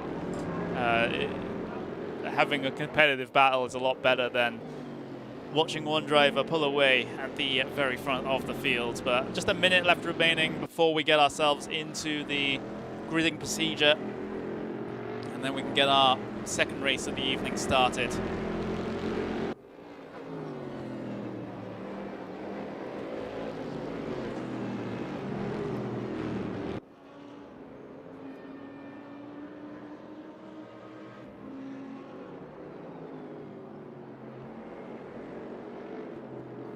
There's Martin Barner in the Bentley. We haven't seen the Bentleys really be very, very competitive in the racing here today. I mean, the front of the field has mainly been Corvettes, at least, a couple of Porsches, and maybe a couple of Audis as well. So, but hopefully we will be able to see yet another manufacturer get themselves towards the top of the order here. Of course, again, it depends completely on the track and completely on the balance of performance. But that is the warm-up session completed here for race number 2. We'll get ourselves into the racing mode in just a couple of moments. Dap says, what is the lap record on this track ever in GT3? And compare that to the best time in quali here. I don't have that information easily to hand, unfortunately. Hopefully someone else can help you out there and get you the information that you need. But the gridding procedure is now underway here for race number 2 of the first shootout in the ADAC GT Masters Esports Championship. This is the qualifying races to book yourselves a permanent slot in the upcoming season. This is your first chance at doing so. Of course, you get another shootout in about a week's time, but after that, that's going to be it, and that's going to be our grid set for the regular season. Drivers taking themselves now to the starting grid. We are a handful of seconds away from getting the race started here at Oschersleben. The drivers are ready. I'm certainly ready, and I'm hoping you are ready as well at home, because we're going to get a race and a half here at Oschersleben as the drivers rev their engines, and we are underway here at Oschersleben. The front row gets away well. They all fall in line. A little bit of scrapping for positions further behind, though, as Christopher Högfeld involved in the thick of things here. He's caught up behind Lohner. Now Brzezinski is looking to try and get the position around his outside, coming through this long right-hander, but not able to complete the position. Someone got very, very loose further back in the pack. I think that was Wisniewski that had a big slide coming out the first couple of corners. Again, yet more congestion in that mid-pack, and yet more side-by-side as well. Looking further back through the order, you've got Nuninghoff and Ben Spunky, who went briefly door-to-door, but they all sort themselves out coming through this little section. Through the right now, of course, this was the final round, I believe it was, of the regular season last time out. But it seems like everyone has gotten themselves away quite cleanly at the moment. Yes, there's been a bit of door rubbing and a bit of bumper banging, but no one had spun. No one finds themselves a barrier. Everyone is still running, all 30 cars. So I think that's a positive start from everyone involved. Well done, everyone. But Nestor Garcia continuing to lead them around now across the start-finish line. He goes. The end of the first lap here of this 40-minute race. No looks to the insides just yet. And looking further back through the order to see if anyone decides that they want to be going for early moves here. But everyone just being very calm and very comfortable. This is something that we're not really used to seeing. A completely and utterly clean start in any sim racing race. You know, it doesn't matter if it's the rookies or the pros. Sometimes we have some major problems on lap 1, but not so here in race number 2 of the shootout at Oschersleben. Fantastic stuff, everyone. But it does mean that everyone is involved in this massive single train at the moment, so there's a lot of congestion around here. And again, like I said at the very start of this event, at the start of this race even, it's going to be relatively tricky to get overtaking moves done, although Jack Keithley is going to try coming in towards the chicane there. Decent attempt, that is for sure.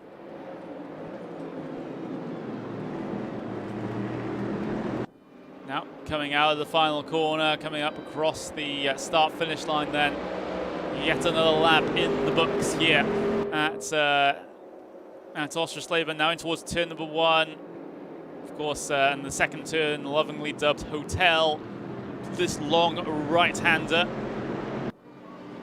before you get to the exit of the corner, and then you position yourself for the Hasselrode, the left-hander, long left-hander. This is a very, well, this track is a big fan of the long, pronounced medium to low speed corners, as they head their way through triple, and it's exactly what it says on the tin. It's a triple left-hander before you get into yet another very long right-hander.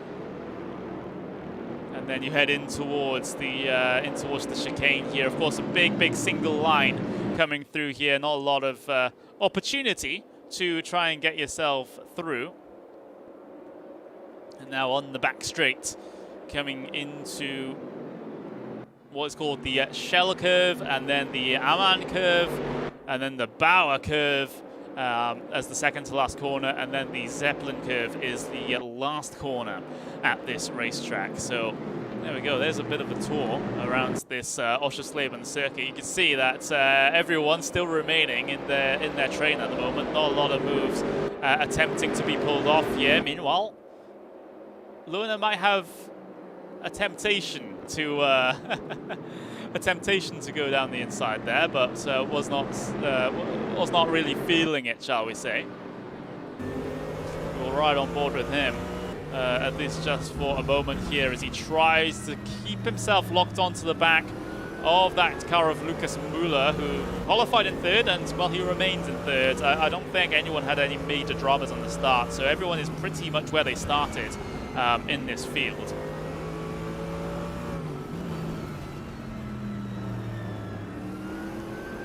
Luna getting very close to the back bumper of Müller. Coming through the right and now in towards that chicane. Make sure you get it slowed down a little more before you get the power on towards the back straight, and then this long run into the final couple of corners of the lap here. As we continue to watch Moritz Lohner apply a lot of pressure, and it requires a special kind of driver to really deal with this much pressure, especially if you're a driver like Lucas Müller, who's not really expecting too much to be at the very front of these fields. When you have Moritz Lohner behind you, previous year's champion, yeah, that's going to be a lot of pressure on your shoulders. A slight look to the inside there from Lohner, but no commitment at all down the inside at turn number 1. Oh, there's a mistake. There's a mistake from Müller coming through the second turn, and now Lohner's going to be able to go for the move, coming off of the corner, now in towards the Hasselrode. It's the long way around for Moritz Lohner. Gives a shot, gives a kiss to the back bumper of the Corvette, and well, Lucas Müller is able to hold position for now, but you can't afford to be making those sorts of mistakes in this sort of race, otherwise drivers will be ready and waiting behind to pounce all over you.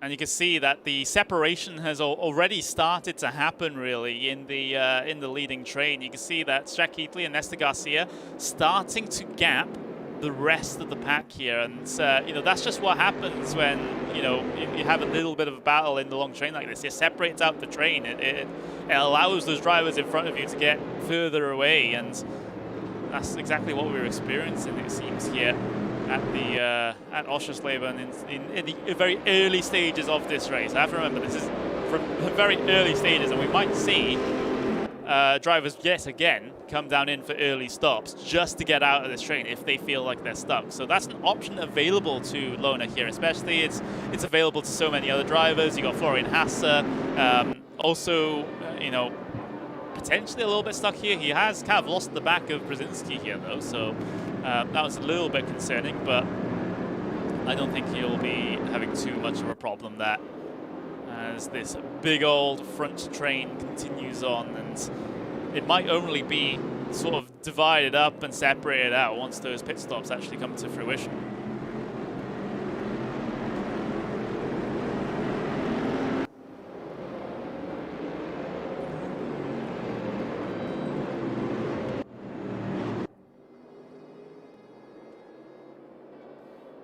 The leaders continuing to try and pull the gap. The relative gap between P2, P3 at the moment is around about 1.3 seconds. And again, excuse me, and again, the Garcia and Keithley are going to continue to work together to try and to extend that gap at the very front. You know, they would like a little bit of a buffer zone to perhaps have their own little battle and not be concerned about certain third parties coming in and spoiling the party. So that's the objective there. Keithley's doing very well to keep on the back of Garcia, but again, that might indeed change a little bit later on in the race. We're still at the very early stages, still well within this first stint. Maybe in a couple of minutes' time, we'll start to see the first signs of drivers coming down towards pit lane. Those side by side behind, yes, there is. Dorneden versus Tim Yarshall. As they were, oh, rather, it was Rudinger, excuse me. It was Rudinger that was fighting door-to-door with Dornington there. As there they are, battle for P9 up on screen for you now. So it's not impossible to get overtakes here. It does require a lot of work, though. And again, you have to manufacture your own opportunity at this sort of racetrack.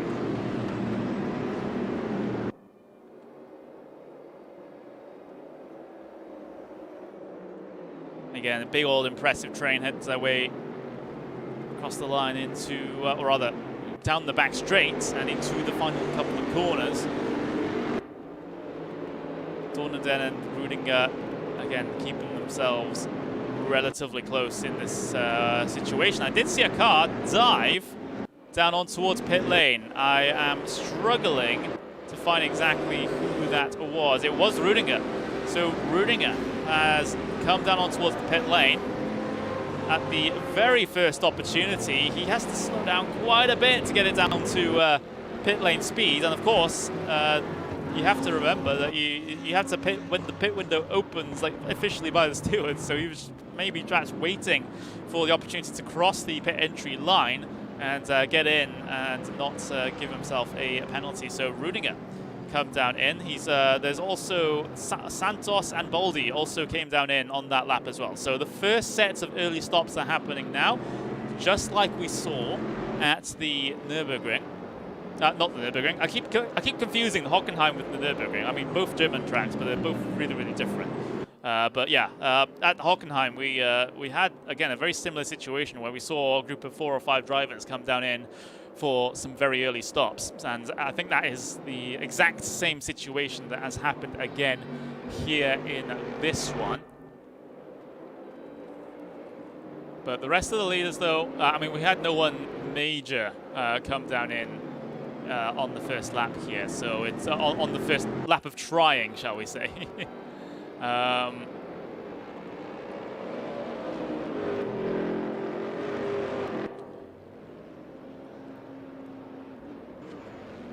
Now we get to see a couple of other drivers heading their way down on towards pit lane. There's Christopher Hugfeld, Florian Hasse coming down in as well. Nestor Garcia actually came down in from the race lead, so that one's a little bit of a different situation there. Garcia coming down in early. Jack Keithley did stay out in this situation, and there's a huge handful of drivers coming down in now. Moritz Lohner also decided to come down in, and he's able to squeak out ahead of a lot of the drivers there, actually. So it seems like Moritz Lohner has had a very, very good stop indeed here. There's Garcia rejoining the circuit. Where is Keithley? He's, of course, like I said, he's still out there, but now, does he decide to come in and cover off a potential undercut?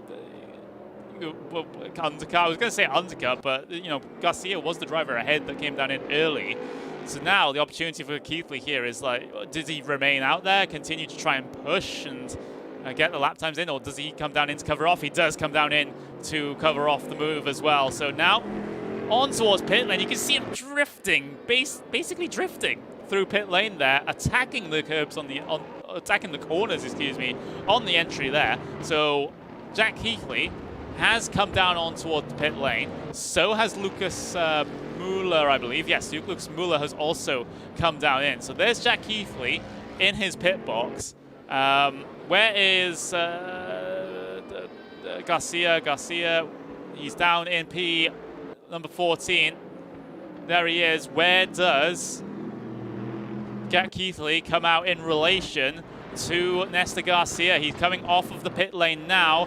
There is Nestor Garcia. This has the potential to be close here, coming in towards the first sector here. There is Keithley coming off of the pit lane. There is Garcia. He's just about got himself ahead, hasn't he? Garcia keeps the race lead.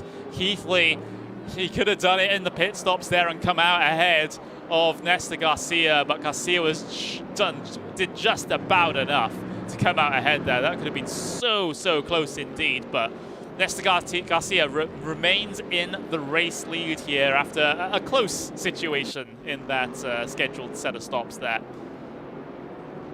Moritz Lerner up into what is effective P3. Of course, we still yet to see those drivers at the very front in the red there, those drivers that have yet to come in at any point during this race. And remember, they have to make a scheduled stop. You can't just get away with trying to go all the way to the end on the stints. You have to come down in and get a pit stop service done. But this race lead battle still remains very close indeed. So there are a couple of drivers that have headed their way on towards the pit lane. There is Martin Barana, who's come down in for their service. Michael Raschel as well has come down in, so he's getting his pit stop service done as well. He's going to be off and away, and he's going to, where's he going to rejoin? We'll just have to wait and see. I just saw the gap get very close once again. This is the effective race lead. This is the once everyone comes down in, this will be the race lead once the pit stop cycle has finished. So this is Jack Keithley, Nestor Garcia. There's the gap between the two of them, only 0.2 of a second between those two cars. And remember, last year's champion, Moritz Lerner, in the place behind them as well, could very much have something to say about this at the end. So a lot of things potentially be excited about coming into the second half of this race, let me tell you that.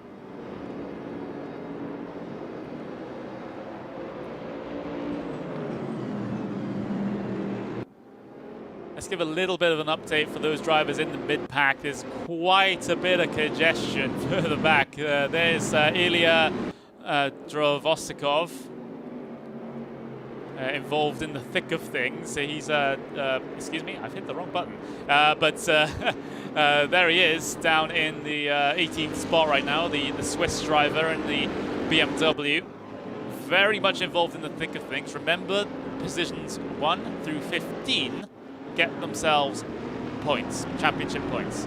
And the top 15 drivers in the, or rather the top 14 drivers in the championship will be able to get themselves permanent driver status for next season. Someone said Nuninghoff is out, and I do see Nuninghoff has retired from the race. I'm not exactly sure what that's about. I didn't see any instances if he was involved in an incident. Of course, I actually, with the software that I have, I'm not able to do a replay, unfortunately, of trying to get what exactly happened to Nuninghoff. But yeah, that's a major little moment there, because Nuninghoff, again, he's typically a strong driver, but now, with no points in race 1 and now no points in race 2. It's going to be a big struggle for him to get himself qualified through this particular shootout. But remember, everyone will get themselves a second chance in shootout number 2. So it's not a massive,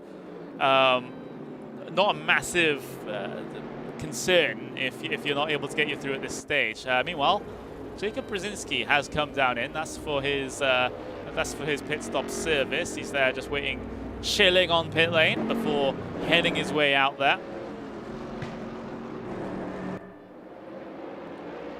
There's the effective race leading pack there. Moritz Lohner still involved in this one. Of course, he doesn't really need to push too much. I don't think any of these drivers really need to push and try and fight wheel to wheel too much, because if you score, you know, decent top 5, top 10 points in like 2 races today, you're pretty much secured in terms of getting yourself a permanent driver slot. So when it comes to battles for positions at the top of the order, I don't think they should be too aggressive, because if you have an incident, you're going to get cycled towards the back, you're going to be scoring way less points, and you might find yourself in a situation where you can't qualify from the shootout. So you do have to be very, very careful, and you have to make these moves sort of calculated at the very front of the pack here today.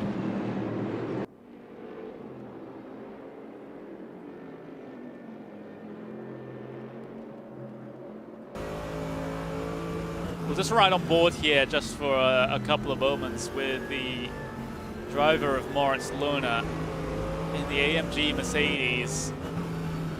Again, the Corvette's particularly strong here today, or rather at this racetrack. Of course, whether or not it extends to the Sachsenring for race number 3 still remains to be seen, but it does seem like that they've got the better end of the balance performance changes that happened not too long ago for this series.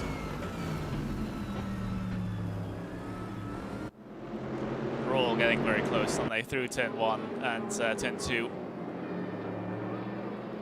It's great to see how close these guys can race together without making any contact. Of course, it's a stark difference from my sim racing races, let me tell you that. But of course, these guys know exactly what they're doing. They are sim racing professionals in their own right, so it's great to see them at their best. Having a look further down the pack, we have Leon Rudinger versus Ilya Drovosikov, the BMW versus the Corvette. I mean, I guess you could also involve basically everyone in this train involved in the same battle together here, so it's not necessarily just the battle for P number 17. It's basically an entire battle from P13 all the way down to P20 in this train right now. And again, the very front of that train could be very crucial, considering those are the points paying positions.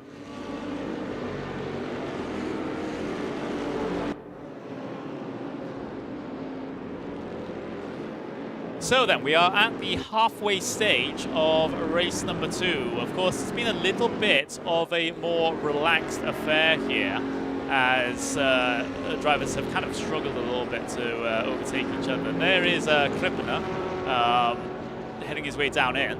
So these are the drivers that have decided to split the race 50-50, basically. Just do 50% of the race on one stint, 50% of the race on the second stint, and get back out there. But it seemed like the majority decision for both of the races here today was to come down in a little bit earlier. We haven't seen the lion's share of the cars actually come down in at the halfway points, and Fiducci is doing exactly what he did in race number 1, in that he's probably going to run that car as long as possible on this first stint, and then come down in a little bit later on. He did that exact same thing at Hockenheim, so the same sort of strategy here for the Italian.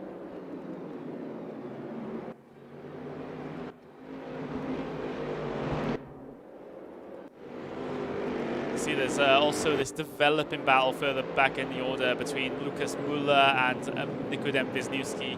Müller has kind of lost a handful of positions since the start. Remember, he did qualify himself up into P3, but unfortunately he finds himself a little bit further down the order here, and it's unfortunate, but you know, it was a good qualifying, and then followed by a potential, you know, a kind of shaky race start. Remember, if you sometimes hook up the lap of your life in qualifying, you get the good position on the starting grid, and then you don't have the same race pace, so you just end up getting overtaken by everyone behind. So it's always a very tough situation to be in, and Muller's probably just trying to make the most out of it right now, trying to keep everyone behind him and make sure that he finishes quite strongly within the points to give himself the best chance possible of qualifying into the permanent driver status for the championship.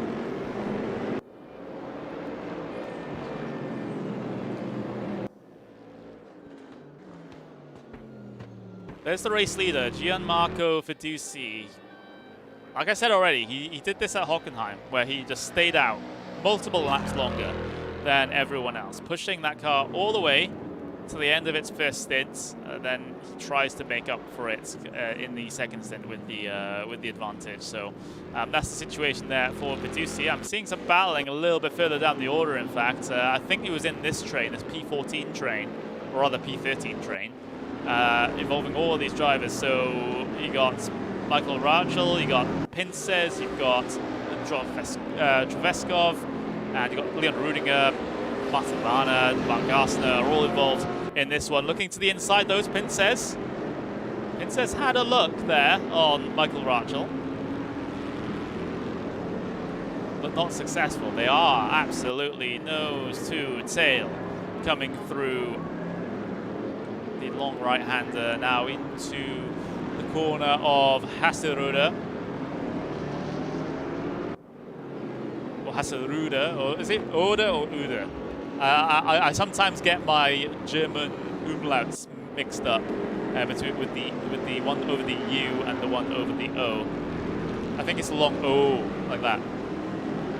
Maybe the German speakers can teach me in that respect, but yeah, of course, remember, if you are a German speaker, you can potentially go on over to the ADAC YouTube and Facebook channels to get commentary in German, if that is your preference. So it's not just the English stream here today. We do have the German language commentary as well. But this little pack is really keeping itself quite close together, isn't it? From P13, 14, 15, 16, 17, 18. That's basically why everyone is here. Again, we've seen some very slight signs of some battling here and there, but overall, it is what it is. It's again a very tough circuit to get any overtakes done. So you can kind of understand why drivers might be getting a little bit frustrated in their little drafting trains, their drafting packs right now.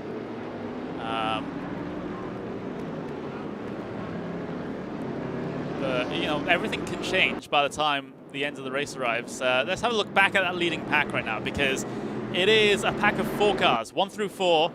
Garcia, Keithley, Lerner, and Högfeldt, all involved in one big battle pack together. So all the podium runners, 4th place, all within the space of about half a second here. So it's great to see these guys keep themselves very, very close together.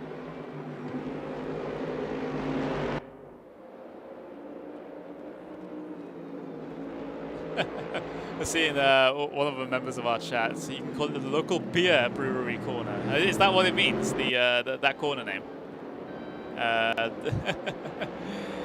Or is there a brewery at that corner, or rather, or a brewery that corner is named after? Well, we'll never know. But yeah, it's interesting to see, you know, why certain corners at certain racetracks are named in certain ways. Sometimes they're self-descriptive, like VS's. It's like that at American tracks, especially. You know, the carousel is like usually a very long corner, like this one that we just went through, a long left-hander. Of course, you just call things the chicane as well. But you know, when corners have those specialized names, it's a little bit nicer, I think. Oh, Hasseröder is a beer brand. Oh, okay. I have noticed that a lot of German circuits like to just name their corners after the sponsors. You know, different companies pay to have their names be on certain corners. So yeah, I have noticed that a lot, because there's like there's the Audi S and the Mercedes Arena and yeah, stuff like that. So it's a thing that you guys do apparently. But yeah, 13 minutes left remaining in this race. Continuing to look at this leading pack, and there's a mistake from Jack Keithley. Lars Lohner able to look down the inside at the final corner, but finds no success, and this might give the run to Högfeldt. Högfeldt's almost putting it out into the grass on the way in towards turn number 1. Lohner will block the lane and make sure he stays behind. It doesn't play those sorts of shenanigans, but my words, that is just how quickly this race can turn from there's some cars going around the circuit in trains to being absolutely bonkers. Just that one mistake required, and everyone is ready and waiting to pounce. And now as Högfeldt, well, he's been close up to the back of Lohner a couple of times already this race, but again, that was perhaps the most obvious opportunity that he's had to try and get by. But again, no success. And remember, there's that guy, Jacob Brzezinski, quickly closing in on this lead-in pack, in fact. So if these guys scrap for any longer, then it might become a 5-car pack rather than a 4-car pack. So that's what these drivers have to be concerned about. You can't be bringing in other drivers into your battle. You want to get your battle sorted very, very quickly. Otherwise, everyone else is going to try and pile on and get themselves involved. There's battling further back as well. I just spotted with Adam Pinces and Iliya, I can't remember how that pronounced, sorry. Pinces versus Drew Vosikov. Further back in the order for P13-14. These last couple of point-paying positions. Leon Rudinger might get a run on Dravosikov here, and he's going to look to the outside. No space, looking for the cut back in towards turn number 2. Different lines being taken by the two drivers coming through here, but Dravosikov able to hold on to position, able to hold on to P14. Another little look down the inside there for Leon Rudinger, but again, just getting a little bit loose coming off the corner as well. You have to be so careful with the traction of these cars sometimes. They get a little bit tail happy, considering, especially a lot of the traction zones coming around here. That Corvette of Rudinger in particular has been fishtailing around a little bit. Looking further up the order, you have an imminent battle perhaps with Florian Haase and Tim Yarshil.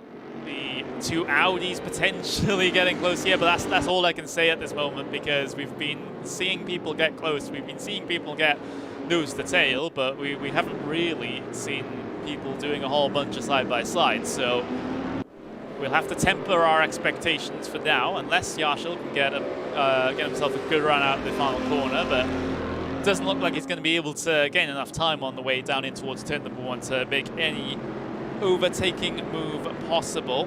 We are inside the final 10 minutes then of race number 2 of this first shootout of the ADAC GT Masters Esports Championship.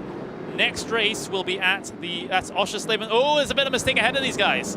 Nikodem Wisniewski, I believe it was, that had a bit of a problem. Very slow through one of the corners. He's on the back of Lucas Müller now, and sort of almost backed everyone else up behind. That was a very, very weird situation there involving that little group, and Wisniewski has to be careful. He's a little bit wide through the first part of the long right-hander there. And now they'll chase each other all the way through the chicane. Now coming down the back straight, Hasse's getting close. Yarshil's also getting close, and Yarshil is swerving and trying to look to the inside, but he'll duck back in line. Everything's getting a little bit more spicy in these position battles now for the end of the race. Everyone was cool, calm, and collected in the first 2/3 of the race, but everyone starting to get a little bit more nervous. Starting to really want to try and go forward. Yarshil's got a very good run out in the final corner there, but again, no opportunity to go by because Hasse's being able to get the slipstream off the cars ahead of him, Wisniewski and Müller, so the advantage isn't all that much when you get a good run out in the final corner. So that's just what makes it particularly tricky.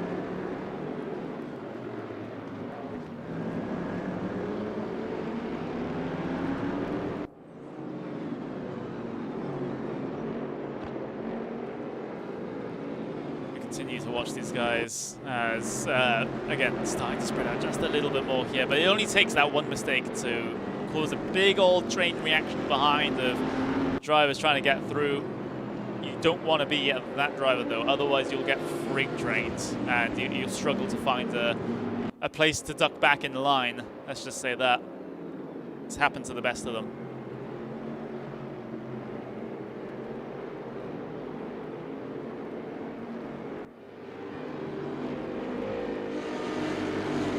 Let's have a look back at that battle for the race lead. There is Nestor Garcia. He's kept the pack of cars behind him quite comfortably at the moment. So he's, I mean, he's helped, but there's not much overtaking opportunities. But again, he was threatened quite significantly in that pit stop phase when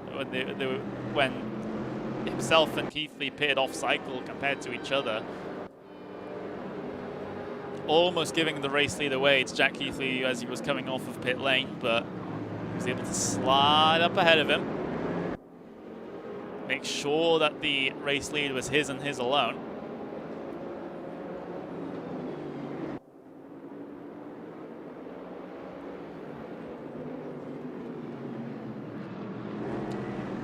We are very quickly, though, heading in towards the final couple of moments of this race now, and really, it could be, you know, in any normal situation, I would say any of these top four can come away with a race win, and that is still possible. I mean, you can maybe even include Brzezinski in that, who's at the back of the shot there, in a little bit no man's land between two packs. But again, it's very tough to try and improve position, and you're relying on the driver ahead of you making an error, making a mistake. And that doesn't come easily if you're Nestor Garcia, or if you're Jack Keithley, Moritz Lohner, Christopher Hugfeldt, who's also in this train. Very, very good drivers indeed, not easily forced into a mistake.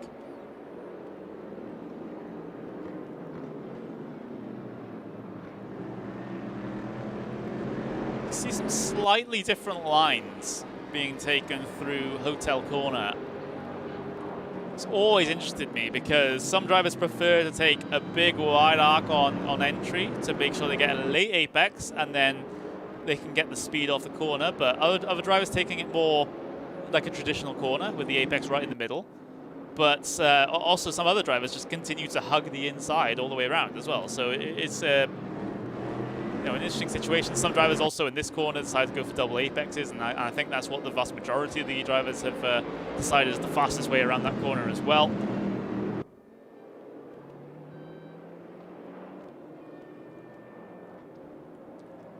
Five minutes left to go here then in this one, and well, still these four drivers right at the very front. Garcia, Keithley, Lohner, Hugfeldt leading the rest of them around. Who cracks first, though? That's the thing, because it potentially might be a stressful situation for all of them at the moment, and if you're not used to a lot of fast drivers being up behind you and ready and waiting for anything, then that is a big pressure in and of itself, and some drivers don't really deal with it too well. And we'll take the opportunity to see what's going on a little bit further back. We have this particular battle between Tim Yarshall and Florian Hasse that has remained close throughout this race, but I think that has been the word for this race, which is close, but nothing really happens. So, so we'll definitely keep an eye on it, and we will keep you up to date if anything happens in that situation. We've also got a bit further back the Ilya Drosyakov and Leon Rudiger battle, and the pack surrounding them as well. So places where potentially things can develop in the final laps of this race. And you know, like I said, it only takes one little mistake for everything to come crashing down. And another little mistake there, I think it was from Keithley coming in towards the final sector. This might give Moritz Lohner an opportunity on the exit of the corner and the slipstream down the pit straight to be able to make a move Is it available to him? No, he's just going to stay in line and remain and pressing that AMG Mercedes nose up into the rear of the Corvette.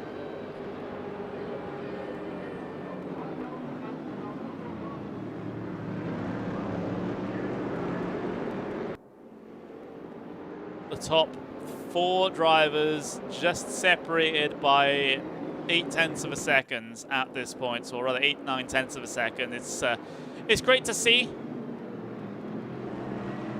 And Keithley maybe starting to lose a little bit of grip at the end of this race. He's made a couple of mini mistakes already, which has resulted in Garcia, well, making him able to get away a little bit in the race lead. Of course, definitely not enough to be able to break the draft to those cars behind, but you can see it visually there. That's the gap between race lead and P2 is a little bit more than it has previously been, and look at how close Moritz Lohner gets to the back of that Corvette going through the final corner. He's really trying to rattle Keithley's cage, but Keithley remains, well, remains cool, calm, and collected.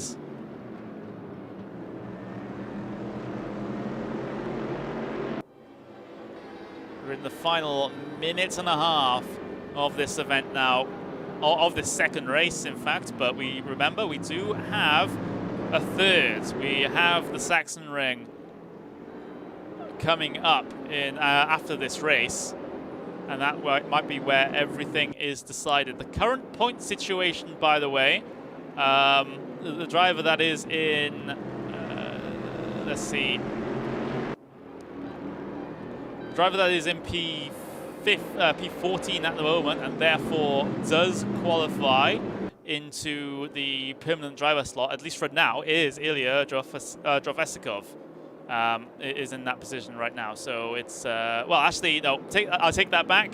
The results list hasn't been sorted just yet. So ignore what I just said there and pay attention to this racing, because this has the potential to get relatively crazy at the very end of this one. Especially if certain drivers start to crack, and well, Moritz Lohner getting a very big moment of oversteer coming out of the final corner. A look to the inside, and it was just a look coming in towards turn 1. This is the start of the final lap, though. If there's going to be a move, this is going to be where it happens. Timer will expire in just a handful of seconds' time. Néstor Garcia has managed this race very well from the front of the field. Everyone else, though, kind of getting a little bit stuck and not able to make the passes happen to be able to improve position. But is that going to be the case for the final half of this lap? And well, are they going to have to remain where they are in terms of position, or are there going to be opportunities to try and get by a little bit at the end of this lap? I don't see why they would, but of course, it's not over until the fat lady sings, and while she hasn't sung yet, the checkered flag is not out at the moment. Just a couple of more corners to go, but I think everyone's just going to stay in line here. No matter how hard Moritz Lohner tries, I think that P2 is really going to get away from him. So now, coming through the final corner, they get close, but unfortunately, it is not close enough. Néstor Garcia heads his way across the line to win race 2 of shootout number 1 in the qualifying procedure for the ADAC GT Masters Esports Championship for 2021. Néstor Garcia wins here at Oschersleben. Are there any further moves further down the order? I don't think we did see any. Of course, a lot of love taps with the doors, a lot of drivers congratulating each other and making sure that you know, we're all friends at the end of the day. This might be a close little moment, though, for P number 23 coming across the line, side by side for P24 between Kunze and Krippner. Kunze came out on top in that one. But yeah, pretty calm event, I think, from everyone involved. Last couple of runners starting to head their way across the line now. And of course, the typical the typical RaceRoom falling out of the thing at the end, which unfortunately I cannot really do anything about here in this situation. There we go. We'll just watch Jojo Baldi as he's sitting on the pit lane, and hopefully he doesn't happen to nothing happens to him.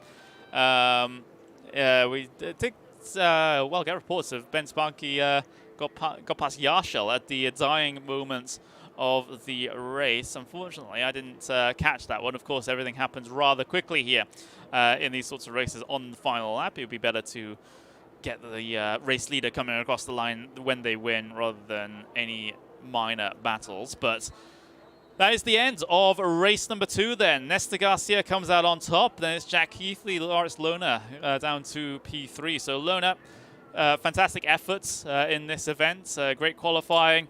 Getting himself, in a good spot in terms of the race as well, and able to score the points that he wasn't able to score at the Hockenheim ring. And there's the official order, if you're wondering. Of course, there will be post-race penalties potentially being applied, if the stewards deem it necessary. But that is the order that we know for now here at race 2 at the Oschersleben.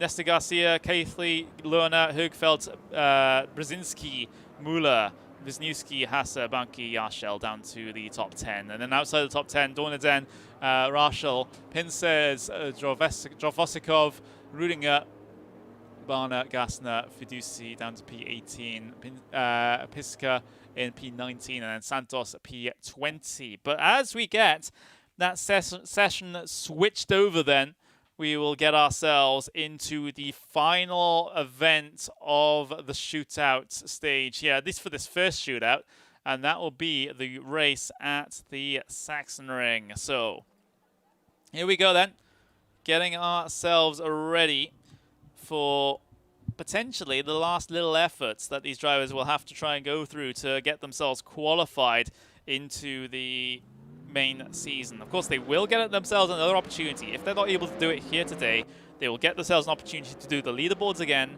and to do the shootout again next week. But I will say, you want to get yourself through on the first time, because that just puts your mind at rest. You don't have to worry about that second shootout. There's going to be a lot of pressure on that second shootout, and you really, really don't want to put yourself in that sort of mindset where you're having to think, like, this is my last chance to get through.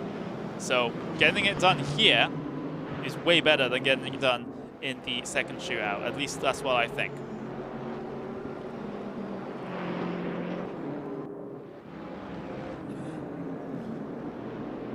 Of course, we'll just have to wait for the points to get themselves sorted and updated. And, well, just as I was looking at it, the points seem to have been updated. Of course, I won't be able to show you a graphic here. I'll just tell it to you verbally. Jack Heathley, P1 in points at the moment. That's kind of understandable considering he's had a win and a second place. Nesta Garcia in second. Christopher Högfeldt third. Jacob Brzezinski fourth. Tim Yarshel in fifth. And Marcelo sixth. Lucas Müller in seventh. Ben Swanky eighth. Mikhail Rachel P9, Dornaden P10. And this is getting into the crucial points of the points order now, because remember, the top 14 drivers get themselves a slot as a permanent driver in the upcoming season. So these are the drivers that are sort of on the edge of being in and out. So Mark Gassner P11, Nikodem Wisniewski P12, Florian Hasse P13, Jojo Baldi P14. That's the last qualifying spot. And then you have Pejic, who's in P15 at the moment, Adam Pincers in P16, Andrei Santos in P17, Ilya Drovesikov in P18, Runinger P19, and Barner in P20. So that's the sort of region around that top 14 that we really have to be concerned about here at the moment. So, yeah. For those drivers at the very top of the order, like Keithley, Garcia, Högfeldt, Brzezinski, they're based, unless they have an absolutely horrible race here today, and even then, they might still be rather secure in their permanent driver slots for this next season. So, the focus here is going to be more around those big pack drivers now, those P14 and around drivers, because those are the drivers that are worrying. Ooh, can I get myself qualified into the main season from here, or do I have to cut my losses and go and qualify next week in the second shootout? That's the situation there. But we have, of course, our setting for the final race of shootout number 1. We are doing it here at the Sachsenring, of course, a track very famous for its elevation changes. And, well, there's a whole bunch of them. Let me tell you that. It's an absolutely fantastic circuit if you also like roller coasters, I think is probably the way I will describe it. Of course, track in Saxony in Germany. Of course, it features the annual German Motorcycle Grand Prix and a lot of other motorcycle racing as well. But of course, it does play host to racing here in various ADAC competitions, both in sim racing and in the real world as well. And you can see there's one of the most famous portions of this racetrack, that massive, massive downhill section. And you can see Balduf not deal with that too well, as he has to negotiate the transition in the elevation into the next corner. You know, that just goes to show how tricky this track sometimes can be. And we saw some great fighting actually in the last season race here, the main season race, especially at the very end. So hopefully we can get to see the same here in shootout number 1. Qualifying for race 3, the Sachsenring has begun, and we get to see our typical whole bunch of congestion on the exit of pit lane to get qualifying started. Everyone will then proceed to get themselves spread out in the position where they can get themselves a bit of clear air and get themselves a decent qualifying time. 10 minutes of qualifying, remember, and obviously open qualifying, so lots of traffic to be concerned about here. You don't want to get held up on your fast lap here, especially with such a relatively short qualifying session, at least compared to a lot of other motorsports. So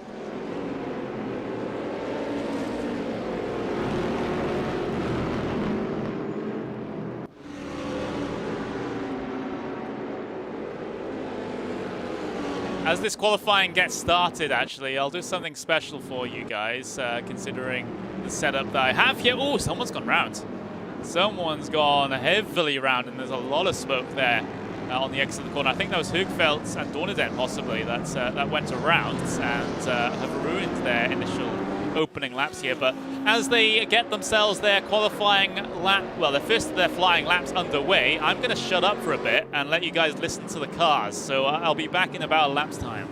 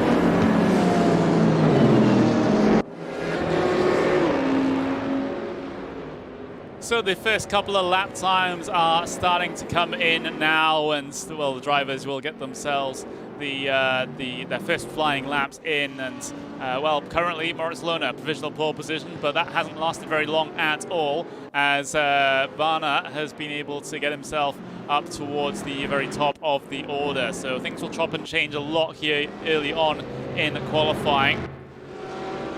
Tim Yarshall out there yet to set himself a lap time for the moment, I believe. And of course, a couple of other drivers. Nestor Garcia has just about set himself a lap time. He gets himself up into P4.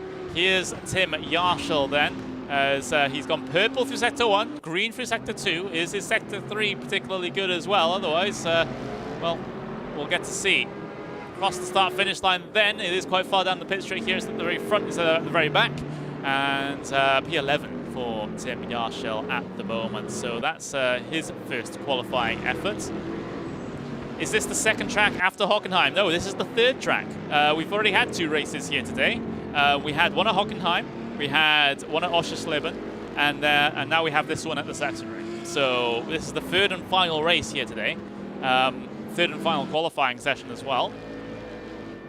Currently, it's that guy at the very front of the qualifying order right now. It is Martin Barner, who's put the Bentley on provisional pole position, and it's a Bentley front row right now as well, as Baldy has also been able to get himself a good time in as well. So this seems to be the track where we'll start to see a lot of the Bentleys get themselves further up the order. At least that's what the trend is in qualifying at the moment. Maybe the Corvette's not dealing too well with how the racing is here, and I think that was the case at this race in the main season last year as well. So it seems like that trend has continued with the Corvettes not being too great here at this racetrack. So Martin Barner, provisional pole position, not a great Sector 1 on this second lap though, so not going to really look to improve on this particular lap. Meanwhile, where is everyone else? There is Moritz Luna. He got himself a purple Sector 1, green Sector 2, and well, as long as this Sector 3 is neat and tidy, potentially he might get himself inside of the top 5 at least then. So Moritz Luna heading his way through the final couple of corners up the hill. It's such a huge gradient there, where you just have to fling the car up the hill. And now up across the line, green Sector 3 there for Moritz Luna, and puts him up into 3rd place. So great qualifying effort there from Moritz Luna. Jack Heathley's going pretty quick out there on circuit as well. Is he able to get himself anywhere near the front row here in qualifying? With 4 minutes to go, he gets there just about 3rd place on the starting grid, and but seemingly nothing to deal with this leading pair of Bentleys at the moment. It's been great for them to see the Bentleys be competitive here at this racetrack. They certainly weren't in the first 2 races of this evening.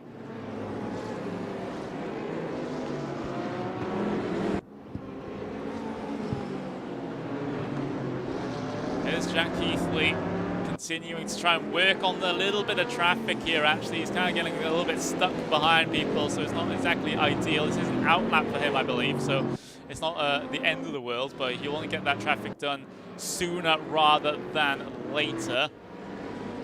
Having a look to see if anyone is on decent laps right now. It doesn't look like, as most drivers seem to be on their outlaps again for their 2nd or 3rd attempt at going for a qualifying time. So Barner, Högfeld actually. Högfeld got himself up into provisional pole position. What a lap there from the Swede, putting that Corvette onto pole position. And now the ball is right back into Martin Barner's court to see if he can step up from his initial lap time in qualifying and get up to the pole position once again. Same with Giorgio Baldi as well. He's still out there doing laps. There's Jack Heathley, going to be heading his way across the line now. The lap is going to be invalid for him, unfortunately, so he'll start another. A 1/10 of a second slow in the first sector for Barner, so it doesn't look like this lap is going to be put together well, shall we say. We'll see what his Sector 2 time is before jumping to conclusions, and there, he's just invalidated his lap. So unfortunately, not going to happen there for Barner, at least on this lap. He might get one more opportunity to be able to get his way through. Keithley, a green in the first sector again. It's so close in the qualifying order right now. It's half a tenth of a second between P1 and P2. It's a 10th of a second between P1 and P3. and it's handfuls of tenths of seconds between everyone else. It's brilliant stuff to see how close this is. Keithley currently stuck up behind Moritz Lohner. Lohner's not on a lap right now, I don't think. His lap is currently invalid. Benz Banki, he's out there. He's on a lap. He went faster through sector 1, but hasn't really shown to be as competitive as his Bentley stablemates, shall we say, that have picked that manufacturer coming into this one. Slow sector 2 though, so it's not looking too positive for Benz Banki unless he's able to completely ace this final sector. It doesn't look like it's going to happen for him. We'll continue to watch the run through though. Giorgio Boldi might have got himself up to second place, and yes he has, just 13 thousandths of a second slower than what Christopher Högfeldt was able to do. Now Benz Banki heads his way across the line here. Not good enough to, well, he improves on his personal best, but doesn't improve position. There is Moritz Lohner. He takes a toe back to pit lane. He won't be improving his qualifying position, but what a lap from Christopher Högfeldt. He gets himself up onto pole position for this final shootout race of the day with a 1:17.239. Giorgio Boldi and Martin Brana make up a Bentley P2, P3, and I believe Hungarian. I hope again that country right. The P2 and P3. You have Nesta Garcia in P4. You have Jack Heathley, Moritz Lohner, Timmy Archel, Benz Banki, and Gianmarco Fitusi, P9. You've got Florian Hasse running up the top 10, and then you can see the rest of the running further down. You've got Leon Rudinger, notably in P15. You've got Wisniewski, P12. Not the greatest qualifying. Same with Brzezinski, actually. He's down in P22 for the start of this event, but we'll get our typical 5 minutes of warm-up here before we get into the final race of the day here in the first shootout of the ADAC GT Masters and Esports Championship. Thank you very much, everyone, for joining me throughout this. It's very tough doing all this commentary on my own. Been live since about 2.5 hours ago, and it's 2.5 hours of non-stop talking.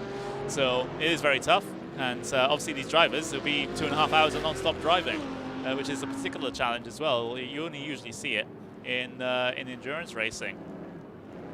I have another question. Is there a winner today? And do we know who will earn how much? I don't think so. I'll just double check the actual standings. But I think the only prize is for the top 14, where they get themselves to qualify as a permanent driver for the main event, the main season. So I don't think there are any other prizes apart from just being inside the top 14 drivers.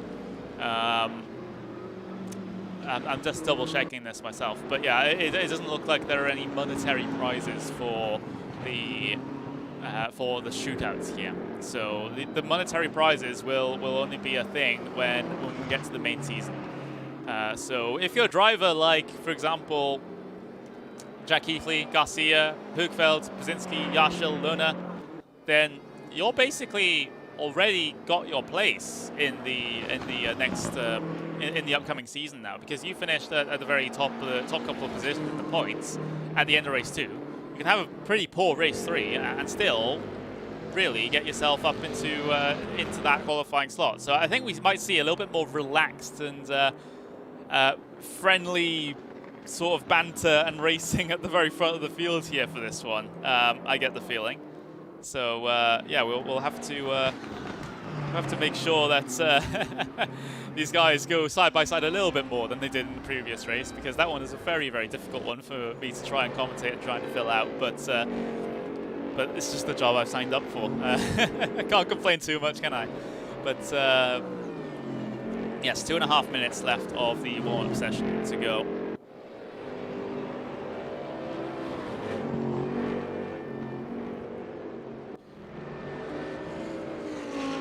I'll be very interested to see how the Bentleys do in this race, because of course we haven't seen much of them.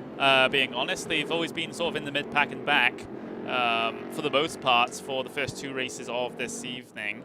Now to see them qualify in the top couple of positions, you know, I'm excited to see what Barner and Baldy can do when it comes to the race here. I wonder if they'll have the same sort of pace as they did in qualifying in the race as well.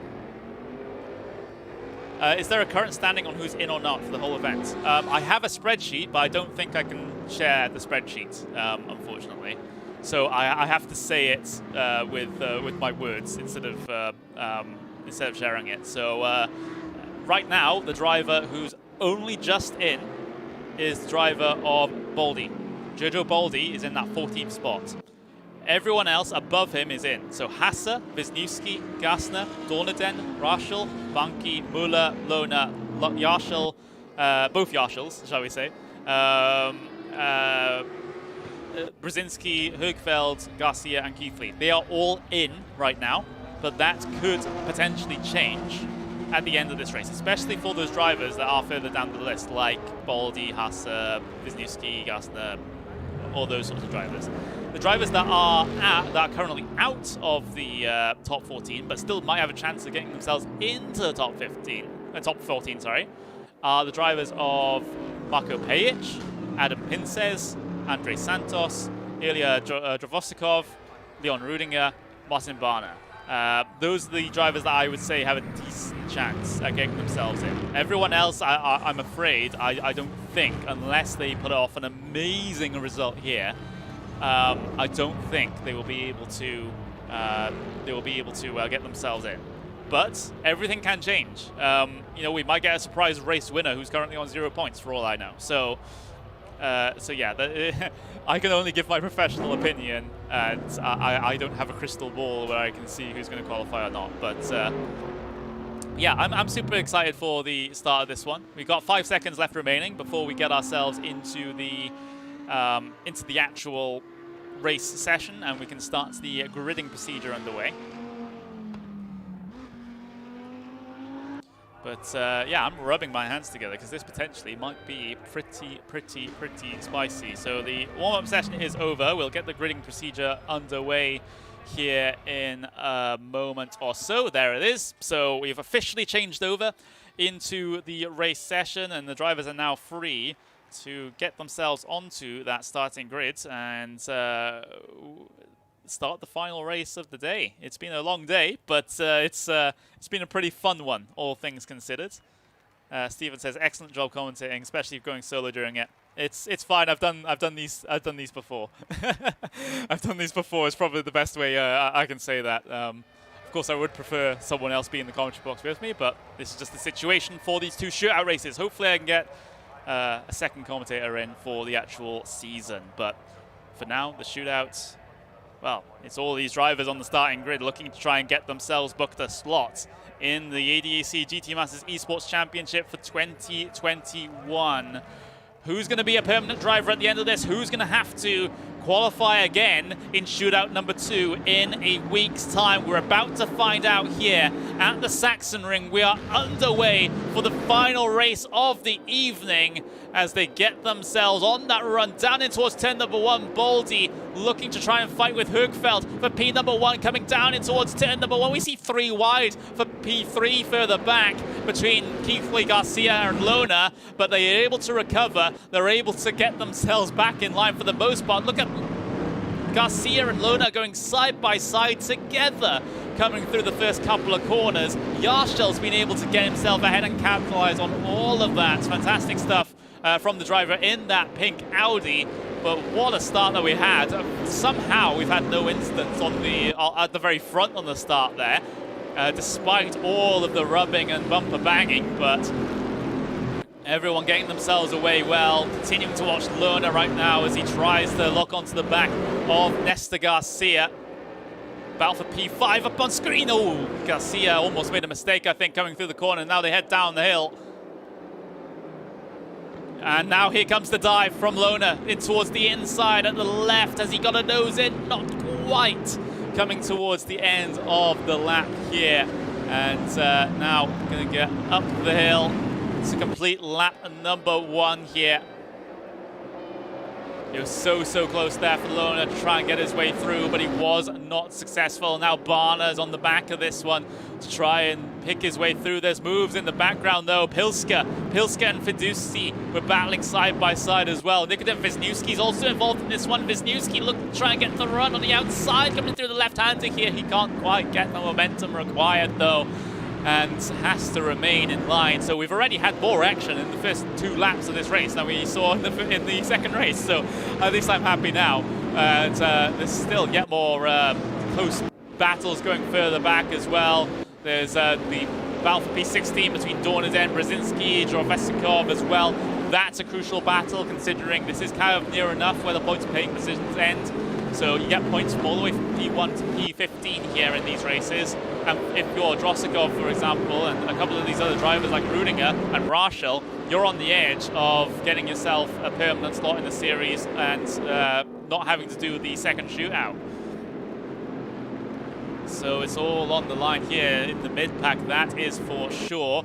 Looking back to the race lead though, because Giorgio Boldi has really locked onto the back of Hilkveld here. They've both kind of broken away somewhat from Jack Keithley behind, kind of leaving him in that dust. Meanwhile, Yarshel and Garcia and Lona, we're going to see 3 wide towards turn number 1 with Lona in the middle. He gets crowded out. Yarshel's having to go the long way around. Garcia forces him almost off the track. That might be the opportunity now for Lona to try and get his way through into the next couple of corners. He has been able to dispose of Tim Yarshel, so position gained for Moritz Lona, but again, he's still involved in this battle with Nestor Garcia here. It's all congested, it's all nose to tail here for the battles for P4 and back, and it has allowed Jack Keithley in P3 to gap these guys by about 2 seconds. So, you know, that's the danger of going side by side here.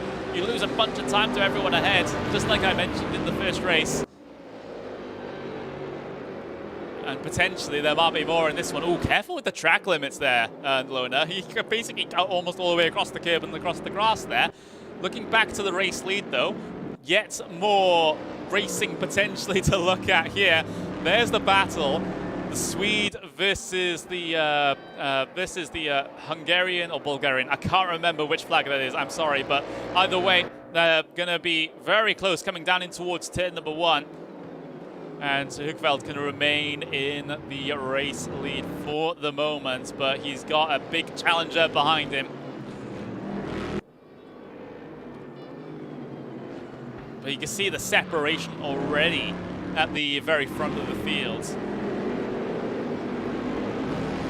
Due to all this battling that's gone on, look at this inside of the mid-pack though. Battle for P8 is up on your screen, so that's or around P8. I couldn't say it's a specific battle, but this is around P8, so it's bottom end of the top 10 situation here. The focus is on Hasse right now in the Audi, in and amongst all of these Bentleys right now. Yeah, he's got Bentleys ahead, he's got Bentleys behind, and he's the Audi in this situation. So it's yeah. Don't see that every day. Ben Spanky looking very, very aggressive indeed. We will just go on board, or not on board, on his front camera of Ben Spanky. And you can see that, oh, Hasse made a bit of a mistake coming out of the corner, but there was no opportunity really for Ben Spanky to capitalize down the inside. Now looking to try and get the speed off of the final corner, get the slipstream as well. I'm going to have to very quickly switch here because they're going side by side for the race lead here. I will remove that driver info because that's not what we're watching right now. This is Giorgio Boldi versus Christopher Hilkveld for the race lead, and they briefly went side by side through the first couple of corners. Hilkveld, he's going to have a big task ahead of him to try and hold on to that position, to that race lead. He's been threatened multiple times already. And we get confirmation. There we go. Giorgio Boldi is Hungarian. There we go. I trust in my flag recognition. I am British, so I'm kind of particularly bad at recognizing geography and flags and things like that. But there we go. Giorgio Boldi, the Hungarian. He's actually lost a lot of time here. He made a mistake, actually, I think, that has meant that he's lost a second now to Christopher Hilkveld.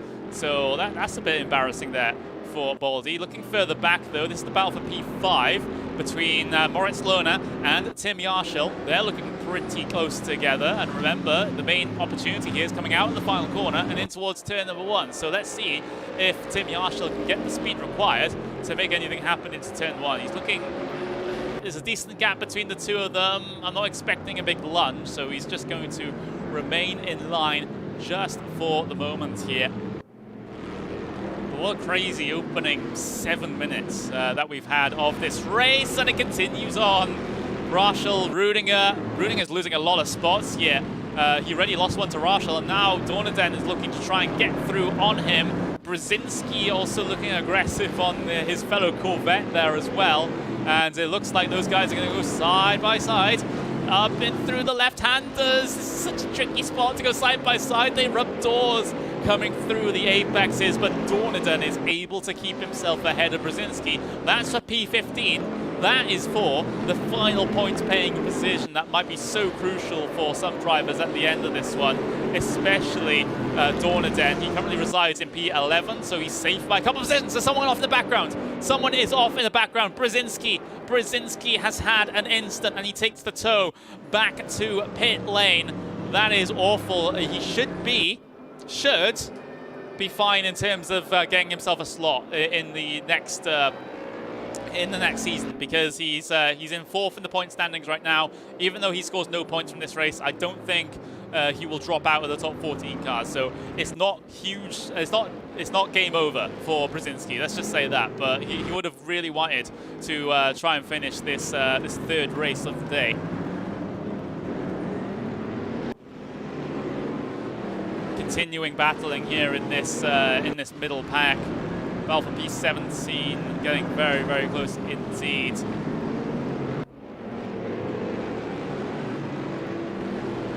Ilya Drofosikov.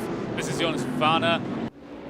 Those are two drivers, well, especially Drofosikov, who's outside of the top 14 in points and is not getting any points right now from this race. So they're going to have to really drive that BMW off its wheels to try and gain enough positions to get themselves a slot inside of the main season, or a permanent driver slot inside the main season.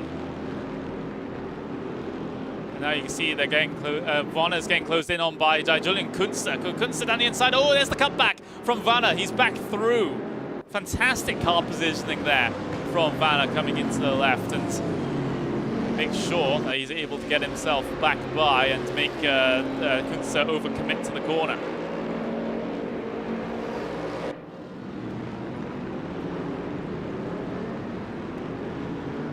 Just to give you an update, there's the battle for P5 up on, well, P4, excuse me, up on screen feed right now, as Lohner tries to follow very tightly to the very back of Nesta Garcia. And these guys have fought door to door already, and I get the feeling that it might happen again as they head their way through the left-handers here.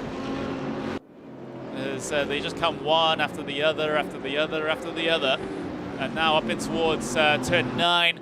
Then it's towards turn number 10, and then turn 11, before you get yourself the, another little right-hander of turn 12, and then you drop all the way down the hill into turn 13, which is the Saxon curve, and then the final corner of the lap will be turn number 14, which is that uphill little section coming on towards the pit straight. Moritz Lohner trying to drive the car in, try and gain some speed, but he heads his way down on towards pit lane. And look how close these drivers are coming on towards pit lane. They're absolutely nose to tail as they hit the speed restriction cone, where the speed restriction applies. And now getting that pit stop service underway. So again, early stops on the 30-minute mark for these drivers. Where is Nesta Garcia? There he is. He's still in the pit lane, getting his service done. Where does everyone come out in relation to each other? Garcia just about ahead of Moritz Lohner coming off of the pit lane. Högveld was also in, by the way. Baldi, more importantly, decided to stay out, but no. Moritz Lohner got himself a not slowdown penalty, a speeding on the pit lane penalty. So he's going to have to come down in for another stop. So that's how crucial that battle was. Muller also drive-through penalty spin in the pit lane, and I think Lohner's just gone off, and he's towed back to the pit lane.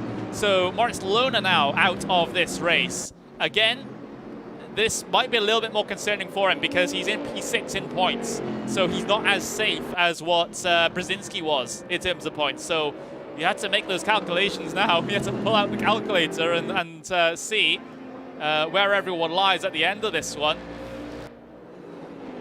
So a couple of big runners already out in this race. Pejic also out, by the way. He went out a bit earlier on, so he won't be qualifying into the main season from this shootout. He'll have to take part in the second shootout in a week or so's time. There's Jojo Baldi. Soon he will have to come down on towards pit lane, and then we'll see where he comes out in relation to Christopher Högfeldt, as Fiduci has come down in again, and you can see Högfeldt currently stuck behind Jack Keithley. And Jack Keithley, he actually got the advantage in the pit stop. So it's a horrible stop actually for Högfeldt, because Jack Keithley's now ahead of him. And now how does this affect Jojo Baldi now? Because he potentially could get out ahead of both of them if Högfeldt has had a horrible stop. Jack Keithley gets out ahead of him. Now, Baldi, surely, when he comes down on towards pit lane, he'll have a decent chance at getting himself up into the race lead as he comes off of pit lane. Or it could be so very close. We'll have to wait and see. There he is, coming down in towards pit lane now. So where is the other drivers? Högfeldt. There is Högfeldt. And there is Keithley. So Keithley benefiting from that pit stop phase. He leads the cars that have completed their stops right now. Rudiger will stay out, by the way, as well as a handful of drivers. But Jojo Baldi, there he is, getting his pit stop service done. Tyres going onto that car, coming off of the pit lane now. Where is his competitors? There is Jack Keithley, just coming out of the final corner. There's Jojo Baldi just coming out of the pit lane, and it should be relatively comfortable for Jojo Baldi to swing out in front of them and take the race lead, or effective race lead at this point. So that was a horrible pit stop phase there from Christopher Högfeldt. Not only loses the race lead, but also loses effective second place as well. That was awful moment there for Högfeldt.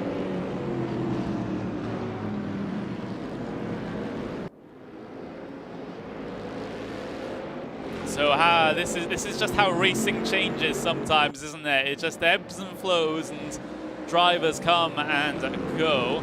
There's a car in 7th place right now, that one, Matthias Bulldorf, who's not come down towards pit lane just yet.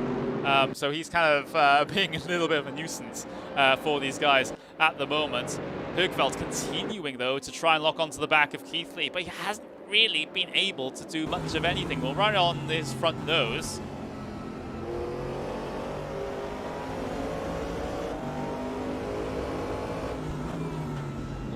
A slight look to the inside of the final corner. You can see how close he gets coming through that corner, but Keithley's just able to get so much of a better drive that he's able to just launch that Corvette off the corner and stay ahead of the Swede. And oh, they almost make contact there in towards turn number 1. Now the tricky situation for Högfeldt here is that he can't get inside his own head. He needs to remain calm. I know he's lost the race lead and he's lost second place effectively. Of course, we have to wait for the rest of the pit stops to cycle their way through. But you can't just get inside your own head now and get frustrated at yourself. Otherwise, you're just going to throw even more positions away and potentially even throw the race away. So you have to stay calm in this situation. You have to take deep breaths and continue on, try and reassess where you are in the race. What can you do from this point forwards, and go from there. You can't just start feeling sorry for yourself, though. But Högfeldt coming down the hill now seems relatively close. Again, it all relies really on this run through the on the final corner, because that's been the main overtaking spot. Högfeldt and Keithley still very close. Now into the final corner. But Keithley's been so good on the exit here that he's been able to keep the the driver at bay. Now it might be a little closer. You can see a little bit of a wiggle from Jack Heathley on the way down in towards turn number 1. Is there going to be a move from Högfeldt? No, stays in line. He's waiting for a better opportunity. And remember, we still have 23 minutes to go. So it's it's still a lot of time left in this race, more than half of the race to be able to get these moves done. So doesn't have to make it straight away, but the more he gets stuck behind Jack Heathley here, the more that Giorgio Baldi can pull away, and pull away he has. 2 seconds ahead of these guys at the moment. Fantastic stuff. Again, he has the luxury of not being involved in any battles right now, I suppose.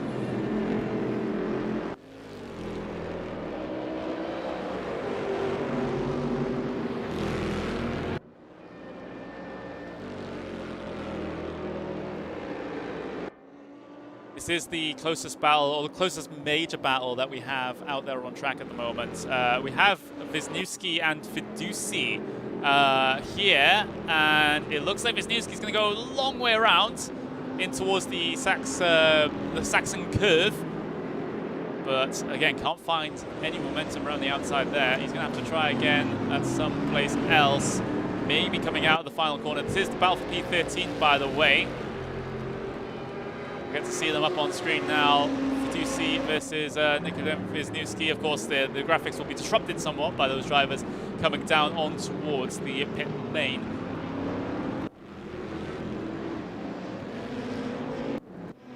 Looking back at that battle for currently P4, but it's effectively P2.